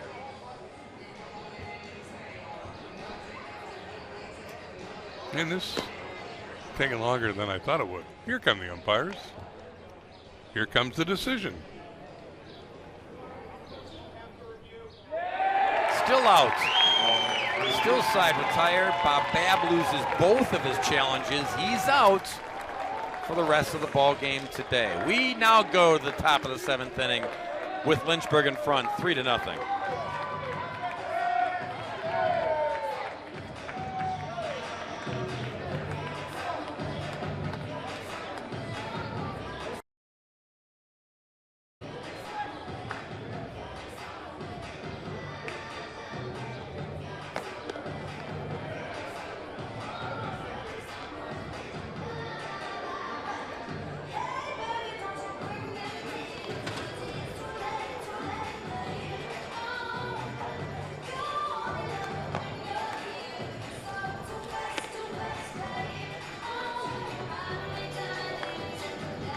For the second time in this tournament here in Cedar Rapids, we get to see the right-hander Ryan Anderson for Johns Hopkins. Ryan Anderson's a freshman. He pitched 2/3 of an inning against Baldwin Wallace earlier in the tournament. Gave up a hit, an earned run, walked 2 in that brief appearance. On the year, he's on for the 15th time, 4-1 with a 3.48 earned run average. Run 31 to third innings, allowed 29 hits. And Anderson has walked 9, struck out 30. Anderson has been throwing a long time in the bullpen. He finally gets in the game after Collins gives him 6 innings and leaves the game down 3-0.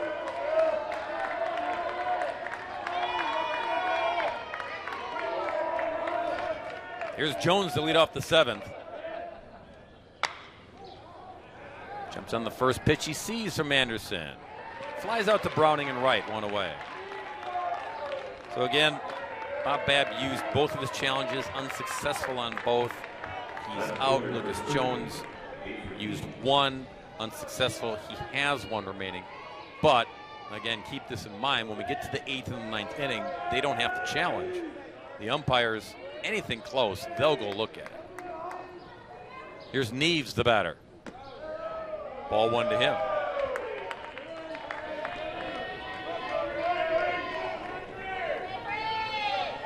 Neves 0 for 2, was hit by a pitch in the first inning and scored a run. That's when Kieran Collins got in trouble. Couldn't command in the first inning. Walked the leadoff man Garcia, then hit Neves and Pokarak. And Eric Hyatt drove in a couple runs, and Lynchburg's played with the lead since. And Zach Potts has been really, really good, allowing but 2 hits in 6 innings. 1-2.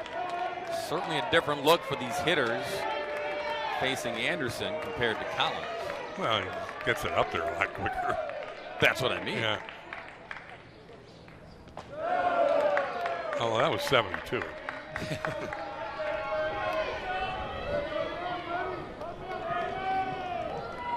Pitches that Collins threw, some of them in the low 60s.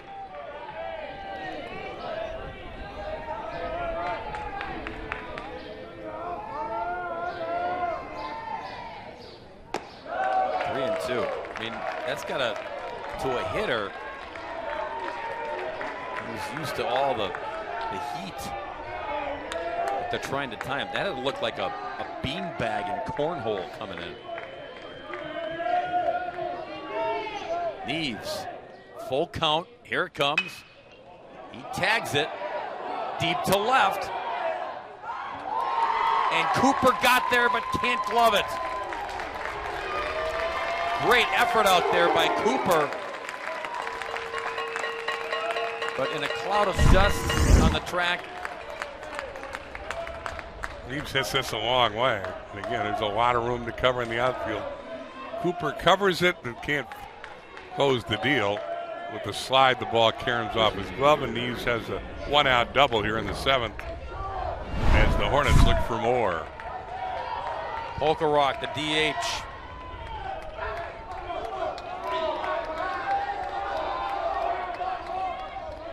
He's been on twice without hitting the baseball. Strike one. Got hit by a pitch. Reached on an error. Neves with his second double of the tournament, his 10th of the year. Again, he's their leading run producer.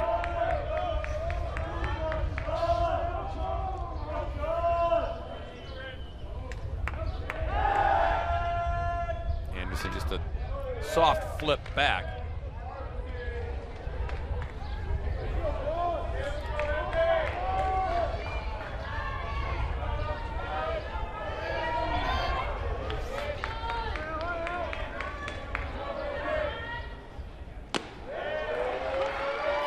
Anderson ahead 0-2. He's a California kid at the prep school in Connecticut.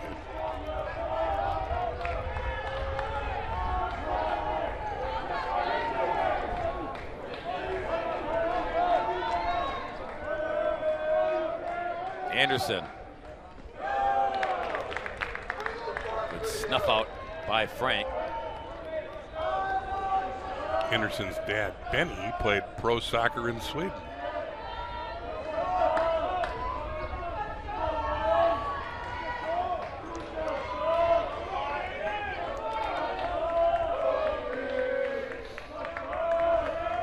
One-two.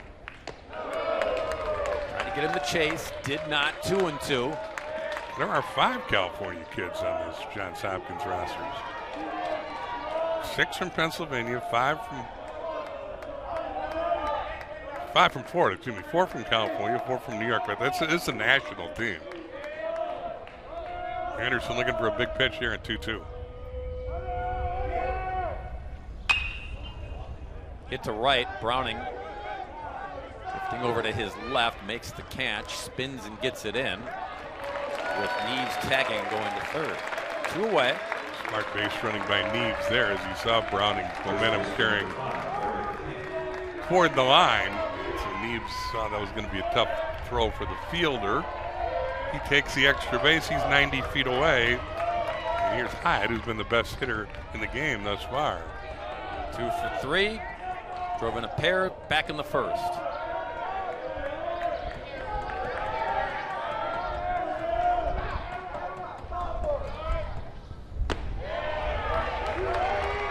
I mentioned the Hopkins baseball team that played for the national title against Trinity. What year was that again? 2008. 2008.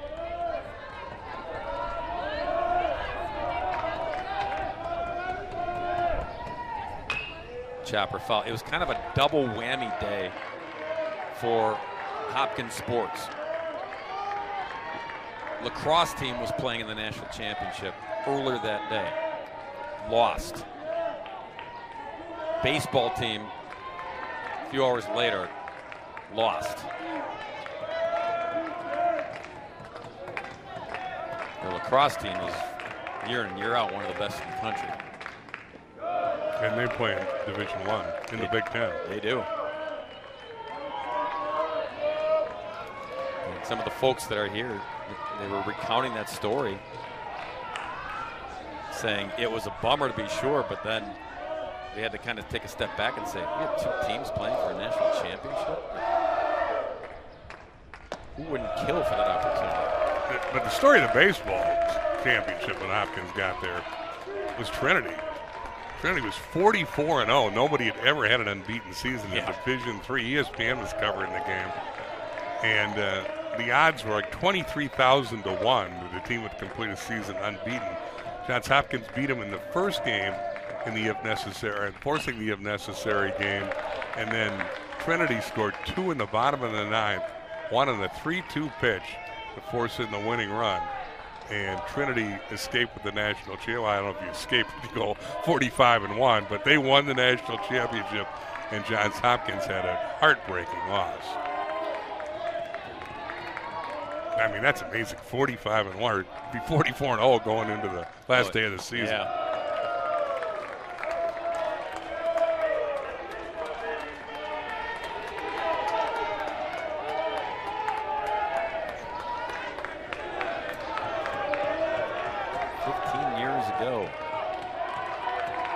These players, they were in grade school. And Frank tried to help his pitcher out. Couldn't get the call, so Hyatt reaches, but runners at the corners with 2 down for Collins. Collins drove in a run in the 5th with a 2-out single. Let's see if he can do it again.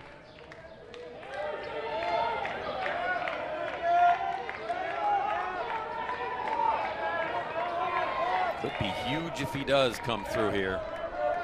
Hyatt has not stolen a base, but he's going to draw the attention of Anderson. Might not be a bad idea to run in the first pitch here to get 2 runners in scoring position if you're successful. And I'm not sure Frank's going to throw through with a pretty speedy runner in Neves at third. Goes after it and delivers.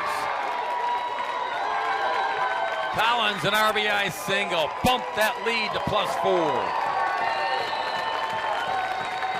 Talked about Collins earlier as a glove first third baseman, and he has certainly flashed the leather at third, but he's also had 2 2-out singles. The junior from Clifton, Virginia, delivers to make it 4-0 in the 7th. Pair of RBI for him. Harding with 2 away and 2 on.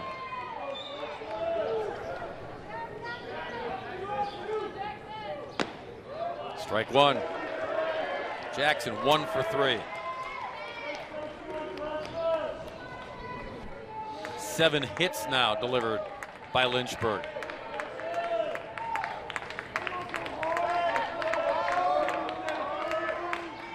There goes the runner. And as you mentioned, no throw down. Second stolen base of the afternoon for Lynchburg. So put him at second and third now with 2 away. They're just a fundamentally sound team.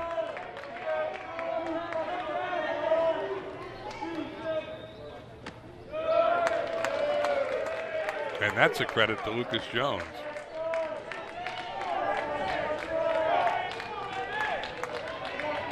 He preaches it.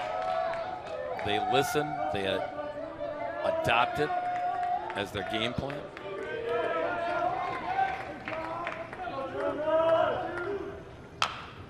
Tapper foul.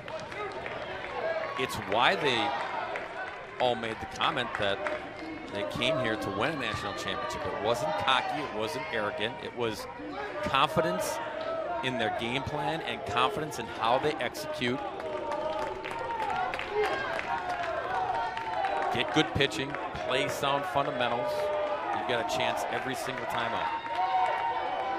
2-2 to Harding. Anderson. Upstairs, count is full.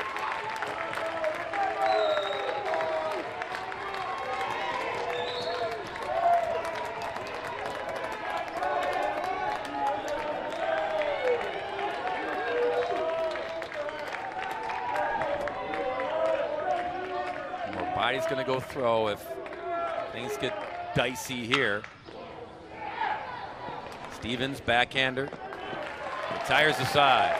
But another tally on the board for the Lynchburg Hornets as we stretch them out in Cedar Rapids. 4-0 Hornets over the Jays.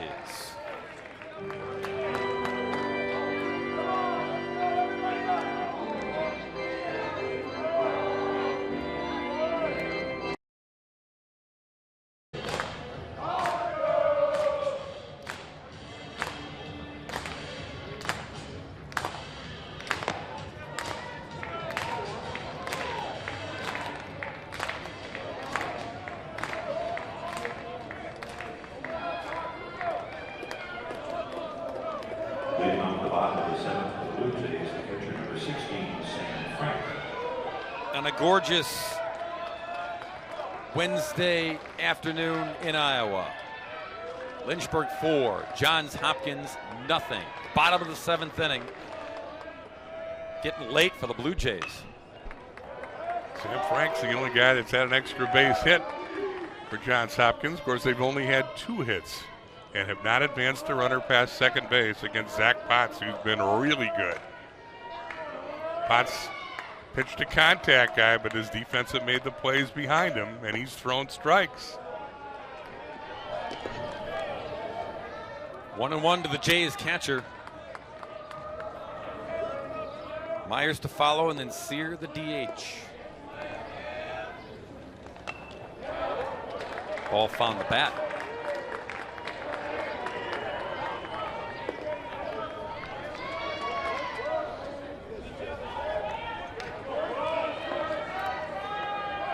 Potts allowed but 6 hits, 2 runs against La Crosse, and 7 innings of work on opening night.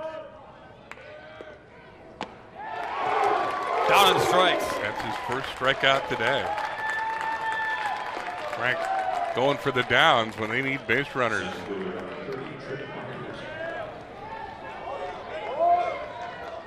One away, Trip Myers. Tripp has one of those 2 base hits, came back in the second.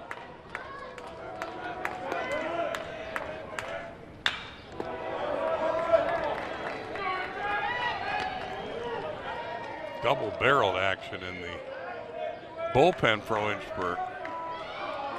Should Potts get in trouble, but he's only thrown 66 pitches.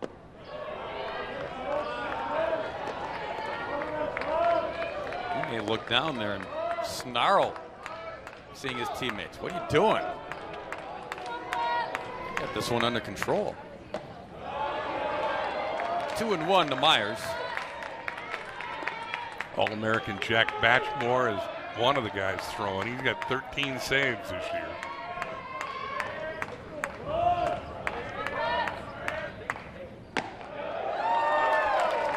Meantime, Potts just out there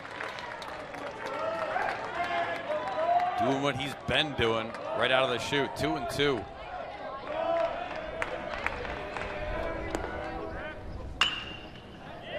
Left field coming in, charging, and Neves has to play it on a hop.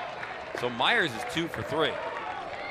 Goes the other way there and boops that one in front of Neves. The ball wasn't hit hard, but Johns Hopkins will take it. They haven't barreled up much against Potts.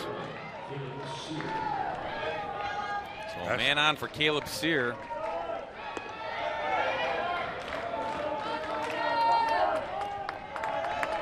Nothing in 2 trips for the designated hitter. Strike 1.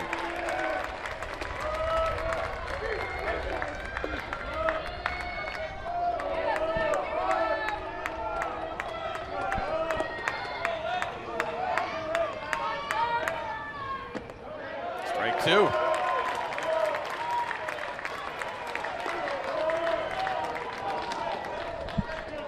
Unlike Collins, Potts is getting the ball and throwing it. Not taking much time between pitches. And Collins was very deliberate, especially with men on base, but even without any, he was very cerebral to get that ball to home plate. Snagged by Garcia. Out at second. Won't get the run at first, but again, the freshman making plays at short. Well, he's had quite a tournament out there. Outstanding play here going up the middle. Thought that was ticketed for center field, but Garcia says not so fast. And his old high school teammate Jones is thinking double play, even though nobody else in the yard was. But they've turned so many, why not? Anyway, 2 out. Here's Jimmy Stevens. If you didn't see it, we talked earlier about Stevens collided chasing a pop fly to right with the right fielder Alex Shane. And Shane's out for the rest of the term. He's in concussion protocol. Stevens said he blacked out. He didn't take most of the brunt of the collision. Garcia again. Routine for him. Side retired, and we go to the 8th inning. Lynchburg got it in cruise control now. Ahead on Hopkins, 4-0.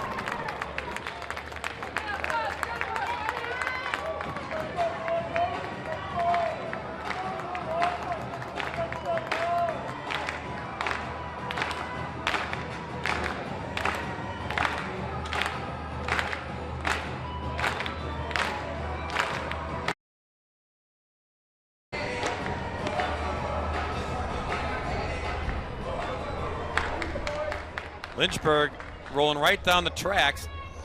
Oh, look, it's a play on words. The old 205 right on time, Bill, out behind right field. I haven't figured out that train schedule yet. Hauling some John Deere heavy-duty equipment along the tracks.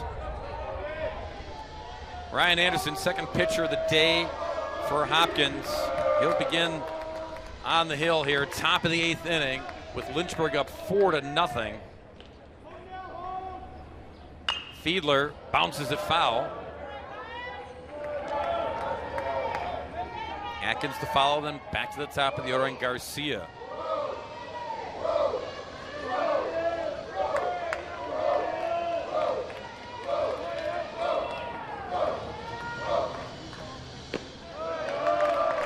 One and one.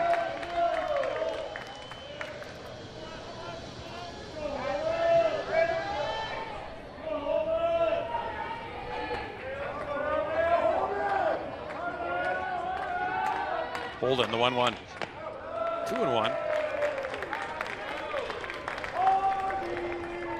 Johns Hopkins bullpen busy. Lynchburg's is not as we play the 8th inning.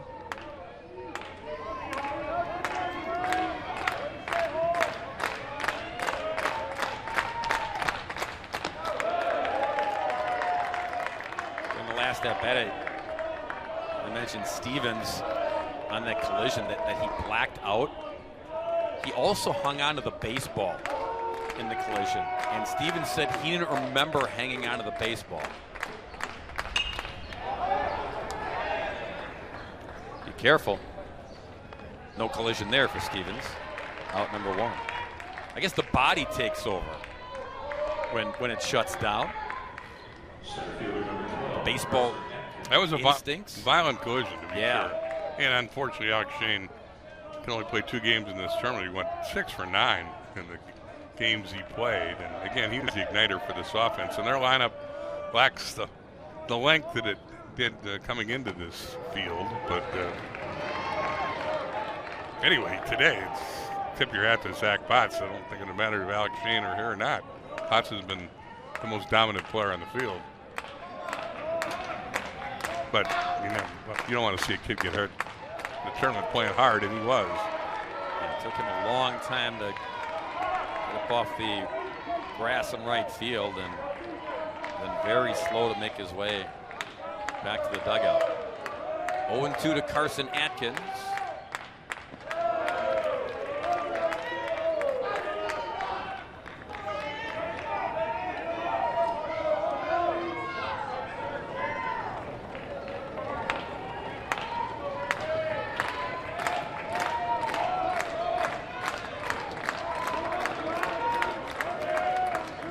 Anderson, the 1-2. Floats it in there. Inside, however, 2-2. Game 2 is tomorrow morning here in Cedar Rapids, 11 a.m. local time. High noon out east for you folks.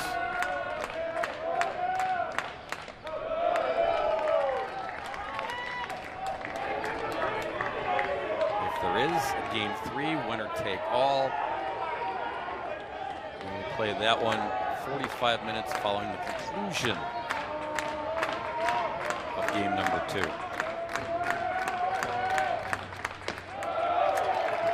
Walked Atkins. Free pass with one away here in the 8th. Second walk allowed by Anderson. He's having trouble throwing strikes. And because of that, he may earn a seat on the bench. Yeah, here comes Bob Babb, which usually means a pitching change when the head man is there. It is. Signal to the bullpen. We step aside here in Iowa. 8th inning. Lynchburg with a 4-0 lead over Johns Hopkins.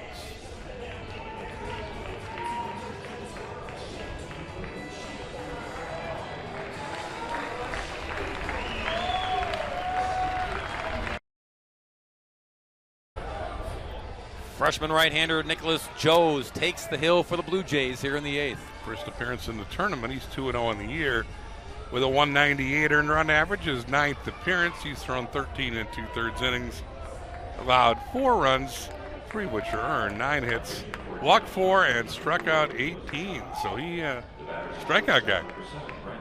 Mrs. Bats, as they say. It's from Sudbury, Mass, the freshman. And he will face the leadoff man, Brandon Garcia, with 1 out and 1 on. Atkins down at first base. Ball 1 to Garcia. Garcia today has walked twice in 4 appearances.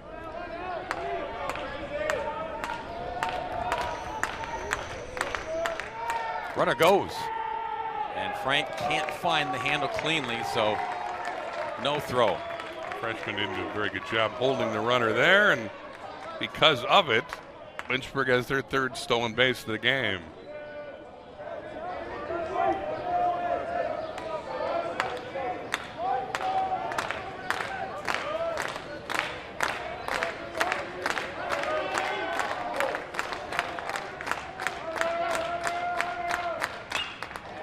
Push foul. Lynchburg has stranded 9 base runners through the first 7 innings. So 4-0, yeah, that's good on the scoreboard. Certainly has been potential to push across a few more. They will try again here in the 8th. Atkins out at second now. 3-1 to Garcia. They have yet to be retired in order all day. Lynchburg's had traffic on the bases. Got two big 2-out hits from Gavin Collins, though, to add insurance runs after scoring 2 of the first inning. To left, Cooper going to give chase near the line and makes the catch in fair territory. A lot of ground for out number 2. And we put that left field umpire to good use for the first time, other than to join the caucuses on the hill when the challenges were requested by the managers. Right. Out there for a reason. That was Dominic Longbuco, by the way. 2 away. Ben Jones now. 1 for 4 today. It was a big one. Single to start the 5th. Came around to score the 3rd run of the contest. And Sam Frank out to pat the behind of his freshman pitcher.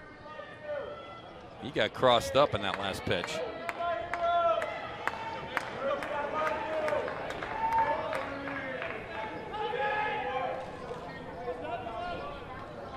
I'm not sure why the umpire was addressing the Johns Hopkins bench, but he was. Back to work. Joes to Jones. And a strike evens it at 1-1. Jones second on the club in RBIs with 40. Potential 2-out hit here would add a big insurance run for the Hornets. Jones pounds it in there for strike 2.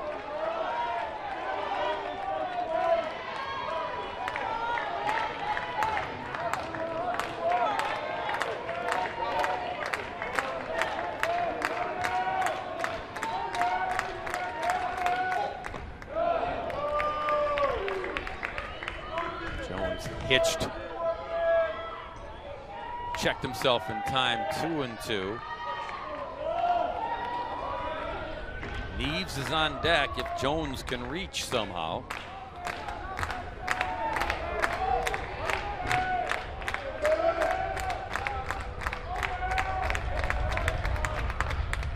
There goes the runner.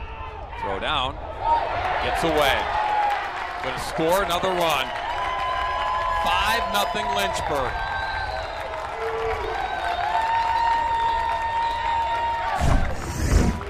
Now they manufacture a run. Atkins steals a couple bases against the freshman pitcher. And then Frank's errant throw goes into left field. Man, you just can't make the errors that Johns Hopkins has here in Cedar Rapids. 8 the first day, 3 today. And they've been sloppy defensively. Drive the veteran Babb crazy.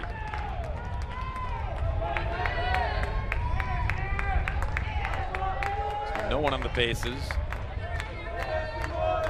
Jones up there 3-2. And he'll walk.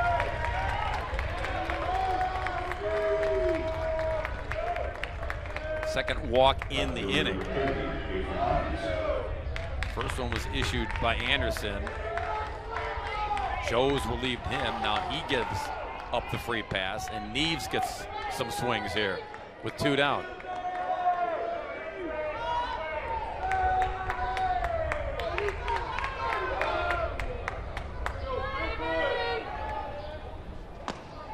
Strike 1 to Avery.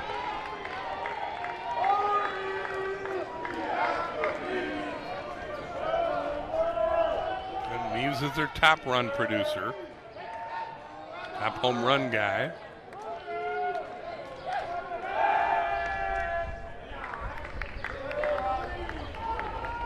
Eight dingers on the year, 59 RBIs, including 4 here in Iowa. Scored a couple runs today.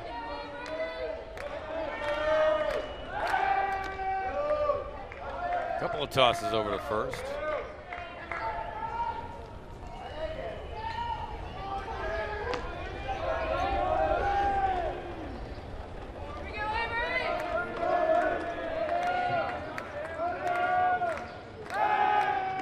Still waiting at the plate.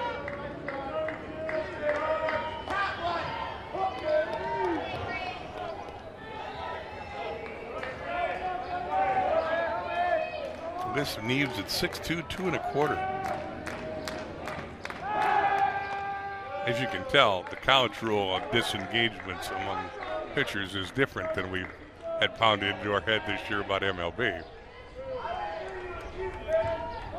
Bullpen once again busy for Johns Hopkins.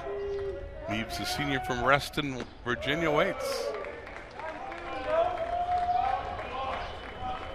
32 down there. That's Jack LaRue, a senior. All these throws over.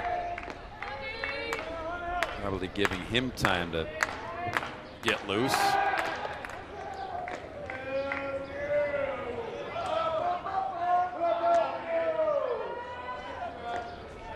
Stole a base earlier, now 7 of 8 in the year in the stolen base attempts.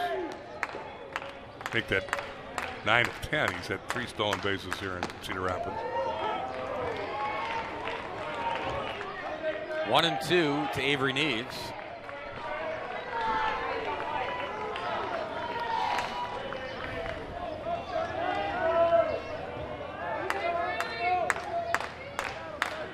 Joes to the plate.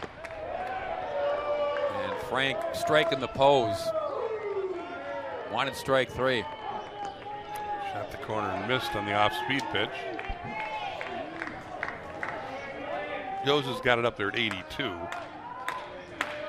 his brief appearance. Runner was going. It's fouled off by Neves.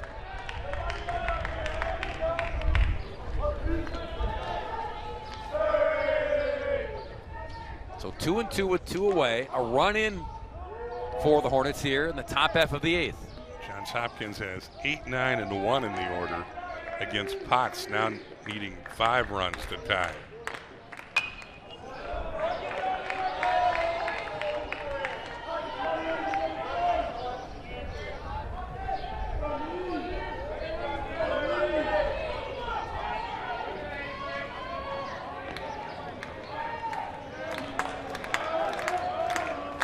Jones, good lead at first.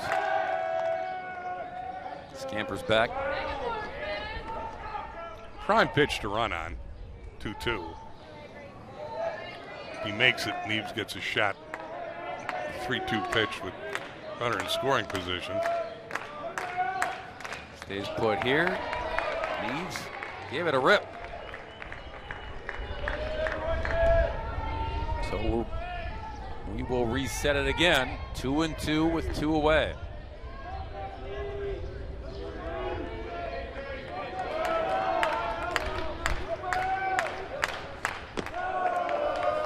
Again, Frank trying to help him out. But it's ball 3. Count is full. And Jones will be on the move here.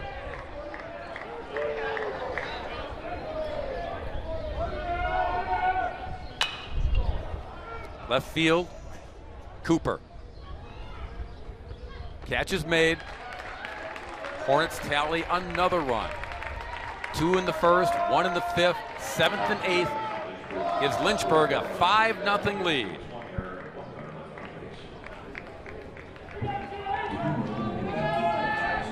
Athletes compete in NCAA championships at nearly 800 sites across the country each year. You'll miss out on witnessing the next great moment in sports history. Find a championship near you by visiting NCAA.com/tickets.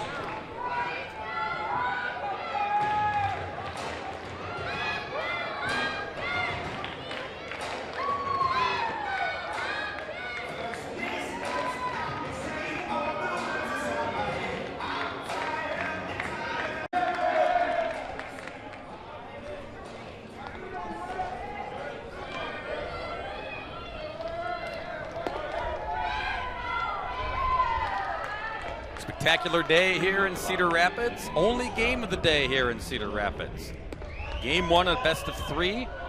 Game 2 tomorrow, same 2 clubs. Game 3 to follow if necessary.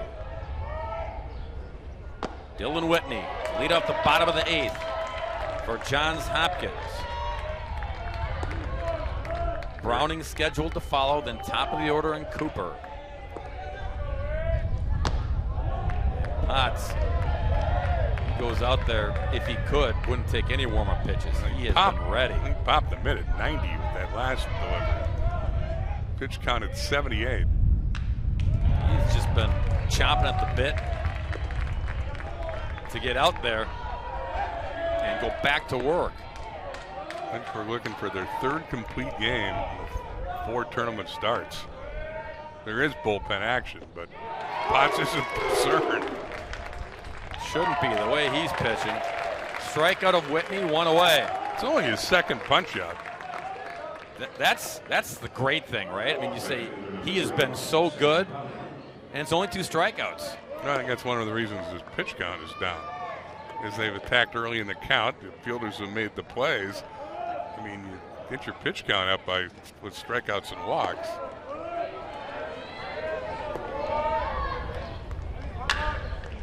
Up the middle, there's a base hit.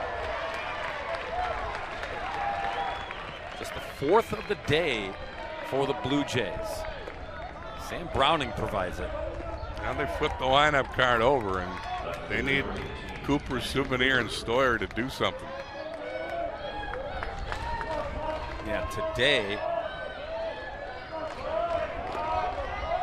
those 3.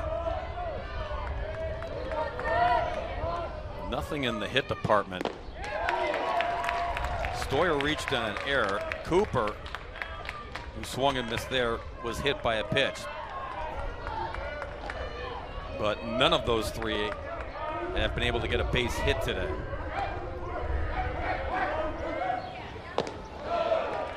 One and one to the All-American Cooper. I don't think you're going to see too many fastballs to Cooper.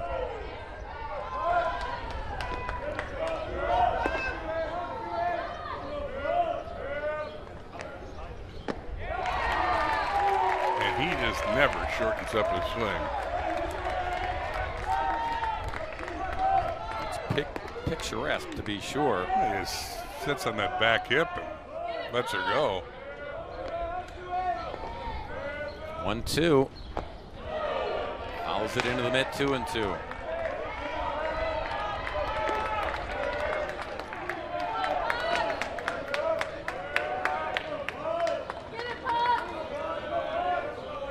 Browning the lead at first.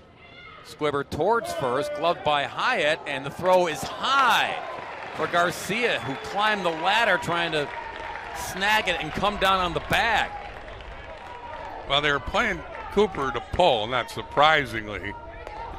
He goes the other way, and Hyatt doesn't set his feet when he makes this throw. It's high, as Bob indicated, and Garcia had to come a long way from playing in the hole because of Cooper's ability to pull the ball. So it was an errant throw, and Garcia wasn't in a position to make a circus catch. So it'll be an error on the first baseman. For the first time today, Johns Hopkins has multiple base runners. Fiedler, a quick word with Potts. Souvenir, Stoyer in the on-deck circle. Is this that crooked number that Bob Babb talked about?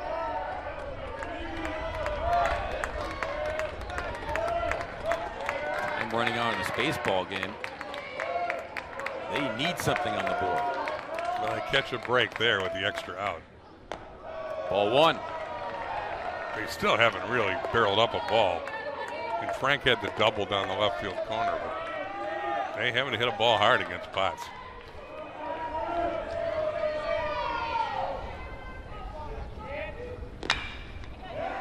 That one barreled up, and it drops in front of Harding. Runners had to hold in case Harding got there. Did a good job keeping them in check, but now they're loaded for Hopkins with one away for Stoyer. And he's the hottest hitter in the tournament. Certainly the scenario that the Blue Jays wanted to see. Stoyer's had 13 RBIs in the first 4 games. Here comes the Lynchburg pitching coach to buy some time, chat with Potts, all of the above. You might ask him how he's doing. I mean, how he feels. 88 pitches. But Stoyer coming into today, 8 for 19 with 3 doubles, a triple, and 13 ribs. And he's a second-team All-American for the year he put together, which included a 420 average with 16 homers and 55 RBIs. Travis Beasley is the associate head coach. He and Michael Solbach, beg your pardon, they're the pitching gurus that Lucas Jones talked about. They watch endless video. They get together with the pitchers. They talk situational baseball, what they're going to do in certain situations. Jones really gave them credit for what has transpired with the pitchers here and all season long at Lynchburg. Stoyer takes a strike.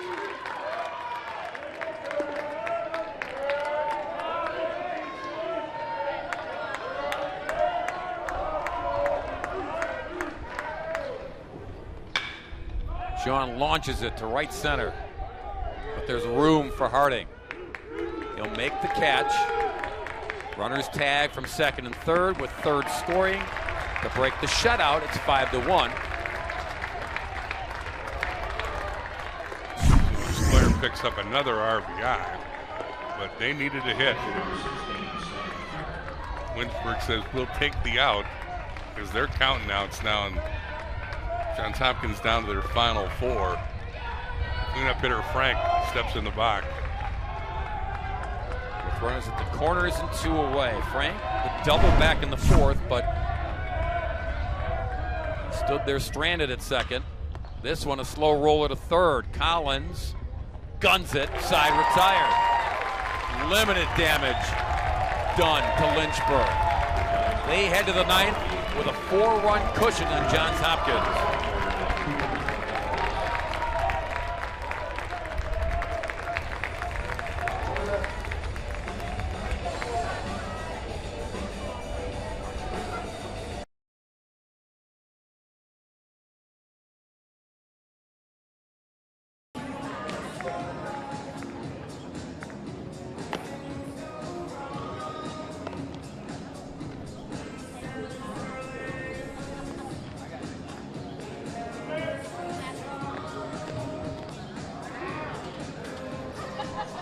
Pitching change for the Blue Jays once again. This will be pitcher number 4 of the afternoon.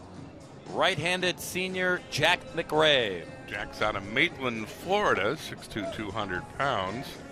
On the year, McRae 1-1 with a 4.30 ERA. It's on for the 17th time. He's got a save. 14 2/3 innings. McRae's allowed 13 hits, 7 earned runs. He's walked 13. Struck out 23. We've seen most everybody on the staff now. 10th pitcher Bob Babb is used in the tournament. McRae's job is to put a 0 up there and give his big bats a chance to come from behind and steal one. Gonna have a pinch hitter here in the DH spot. Grad senior Cameron Lane, who's a backup outfielder.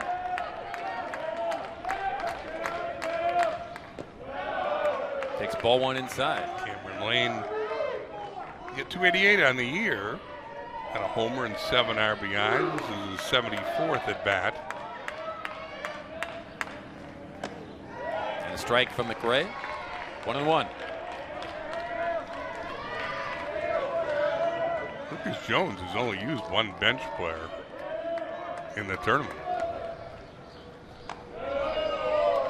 So the 9 starters have been marathon men for the most part.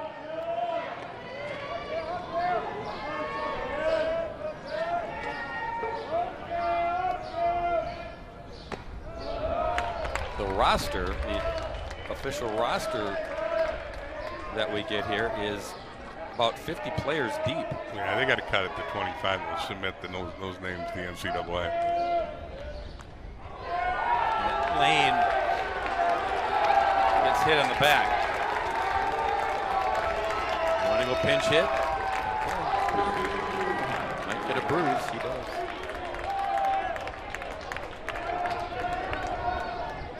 Yeah, all 50 of those players are certainly not in the dugout. We know where they are. It's those guys behind home plate that have spray painted their hair.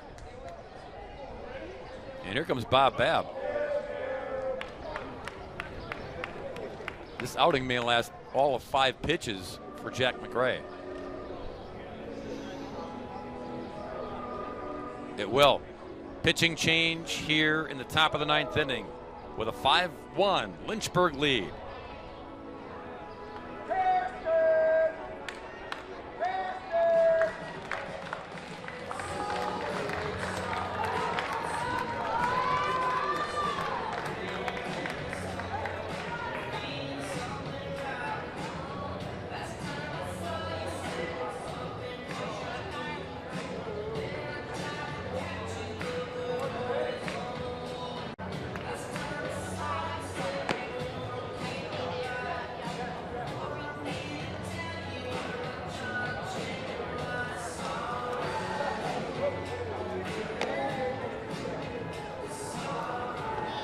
Now pitching for Johns Hopkins, number 7, Cole Jefferson. Short outing for McRae. In comes the freshman Cole Jefferson for Johns Hopkins. Jefferson out of Liberty Hill, Texas. 3-0 in the year, the 591 Ernie, 18th appearance, 17th out of the pen. Eric Height, the batter. Strike 1. 21 in the 3rd innings. Jefferson's allowed 27 hits, 14 earned runs. He's walked 4, struck out 22. He gets it up there pretty good.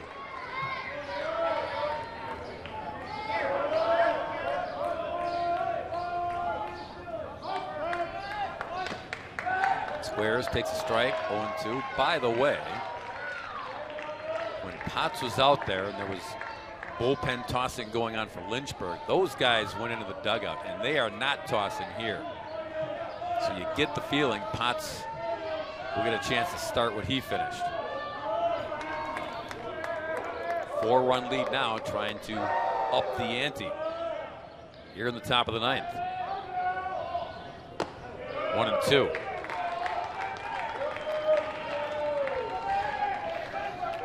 .87 miles an hour on the last pitch from Jefferson.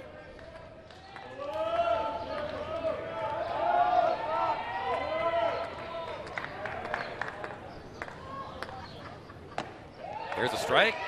The third one to punch out Hyatt. 1 away. And Collins will be the hitter. 2 for 4 today. Drove in a pair as Frank gets a little gear maintenance there. Both those hits were 2-out clutch hits.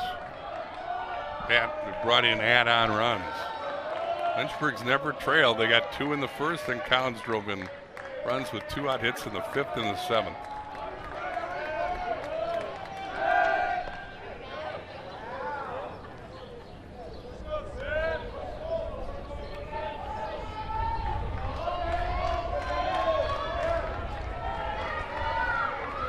Added an insurance run without a hit last inning. Bouncer to third. Stoyer gloves it, goes to second for 1. That's what they'll get. 2 away.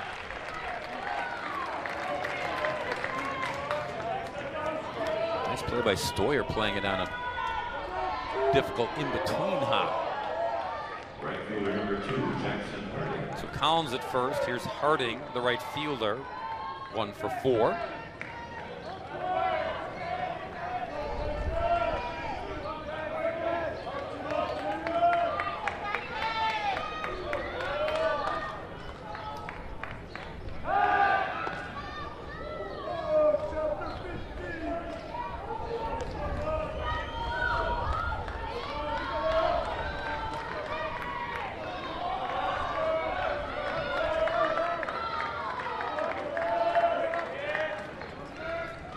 Jefferson brings it. Runner goes.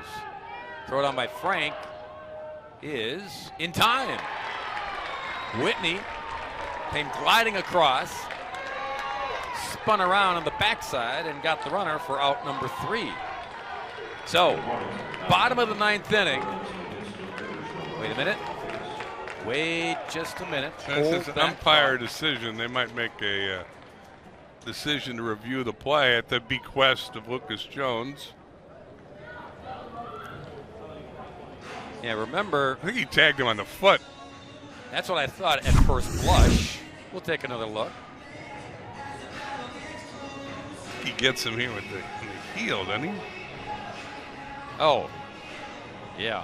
Lucas Jones must have requested that they take another look, but I don't think this is going to take long to review it. No, I would agree. So Collins will stay put just in case. Here's another look. Really nice play by Whitney. And he's up. And I guess the thinking, if you're Lucas Jones, is I got 1 left. I might as well burn it.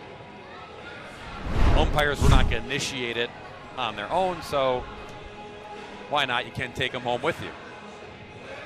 Like timeouts in the NFL. Well, you can take them home with you, but they don't. They're worth it. They're worthless, yeah. right? But this, I don't see, should take very long.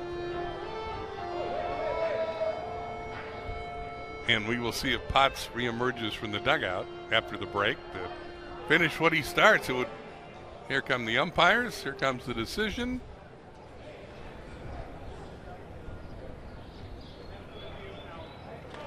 There you go. It's official.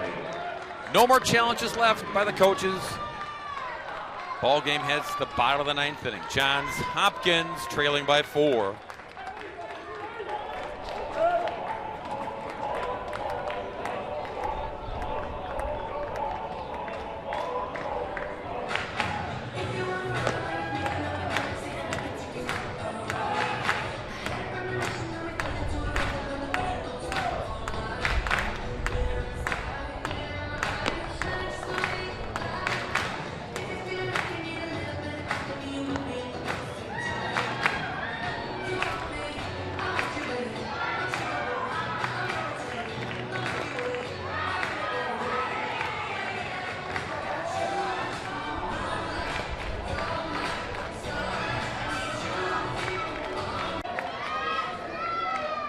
Bottom of the ninth inning here in Cedar Rapids, Iowa. 5-1 our score.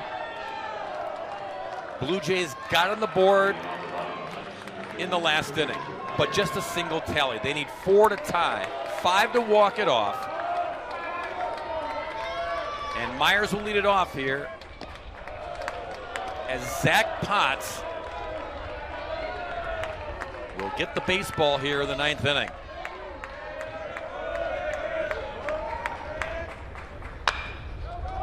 Slowly hit, knocked down by Hyatt. Going to throw to Potts, who was covering, but the ball glances off his glove. You know, as they say, when you go in the game, the ball will find you. It found Ryan Long right there. Came in for Hyatt, and his throw was errant. And Johns Hopkins has the leadoff man aboard in the ninth inning.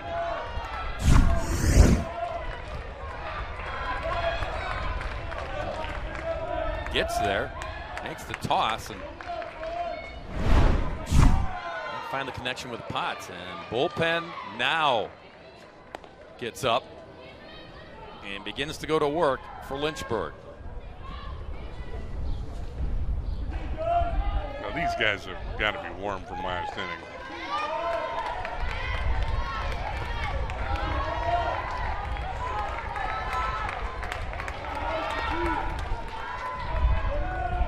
That's 3 errors apiece.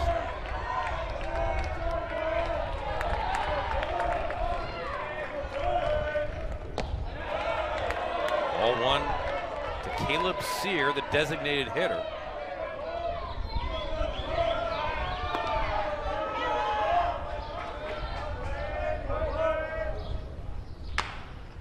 There's a base hit to right. Exactly what the Blue Jays needed. Base runners here in the bottom of the ninth, at the corners with nobody out. Well, Lynchburg committed an error. Gave Johns Hopkins an extra out and an unearned run in the 8th. They committed an error here, and they had an opportunity to retire the leadoff man in the 9th. And all of a sudden, it's getting a little tense.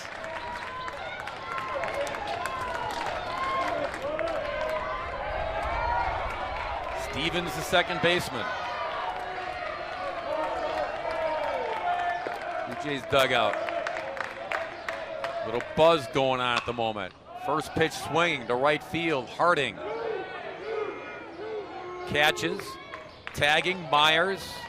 He'll score. Swap the run for the out. 1 away. 5-2 on the scoreboard. Another unearned run, but Johns Hopkins will take it. They need Whitney to get aboard to get the tying run to play. And boy, they'd love for Cooper to have a chance to swing the bat in this game. He's 2 batters away.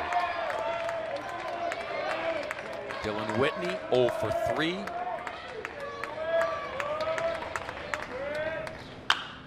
Liner to right. It's down for a base hit.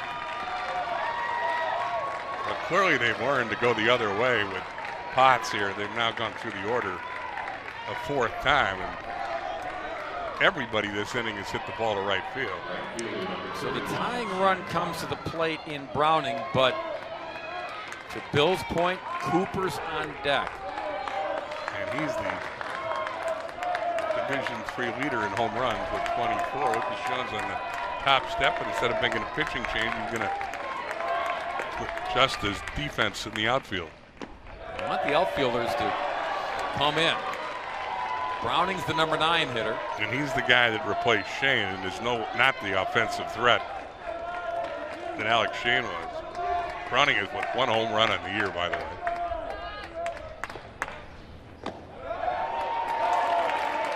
One and one to Sam. Browning did single in the 8th, and he poked it to right field. Came around to score the first run of the contest for Johns Hopkins. If you're Lynchburg, you got to get this guy. Big swing there.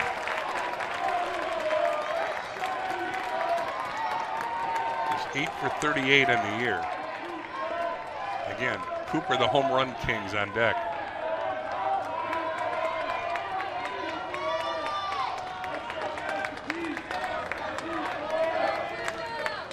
Potts.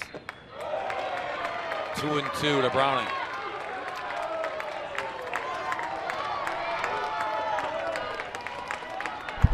breath by Sam. Sear at second, Whitney at first. Pitch 102 from Potts. Ball 3. Count is full with Cooper on deck. Potts has not walked anybody today. He hit a batter, but he hasn't had many 3-ball counts at all.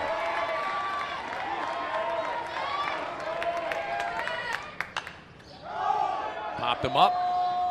It'll reach the parking lot. So we do it again.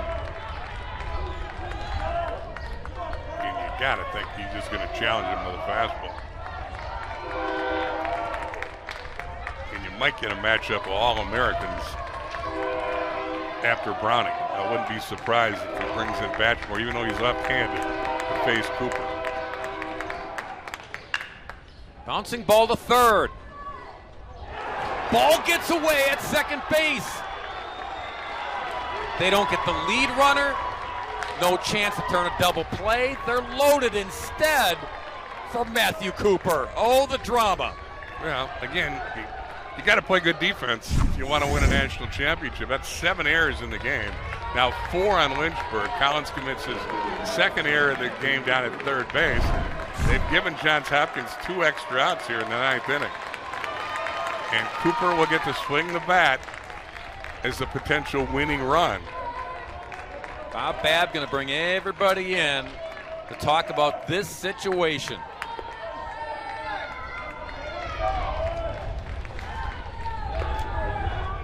Talk about tournament pressure. What you've seen at this inning, one of the better fielding teams. I think they were thinking inning double play, and the ball hit the Collins, but he makes a throw off the mark to second. Everybody's safe. The base is now loaded. The tying runs at first after the second inning of the error of the inning, and the third error in the last 2 innings. And a grand slam could walk it off for Johns Hopkins. We're going to get a pinch runner here for the potential tying run. Jake Ciani is going to go down there and run for Browning.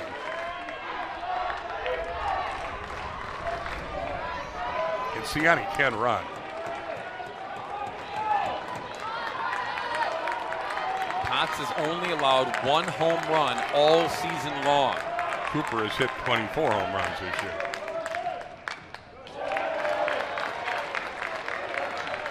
You know it's in Matthew's mind, the situation.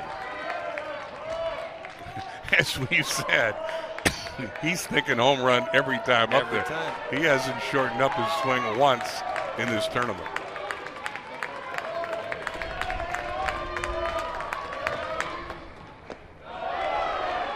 One and one.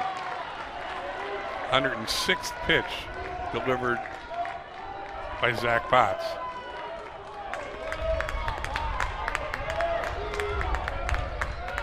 The All-American reliever is ready, Batchmore. Pretty good pitch. Just missed 2-1.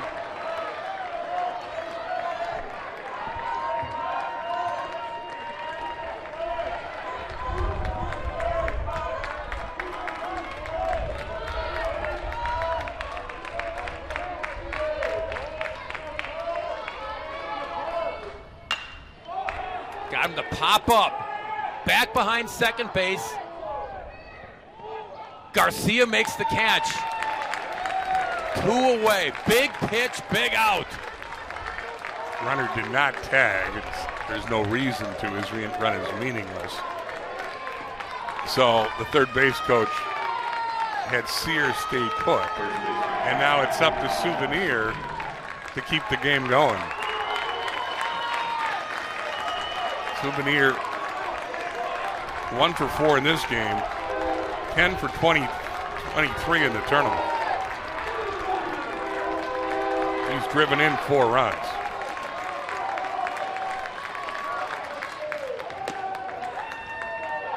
Ball 1. Souvenir in the year, a .342 hitter with 6 homers, 47 RBIs.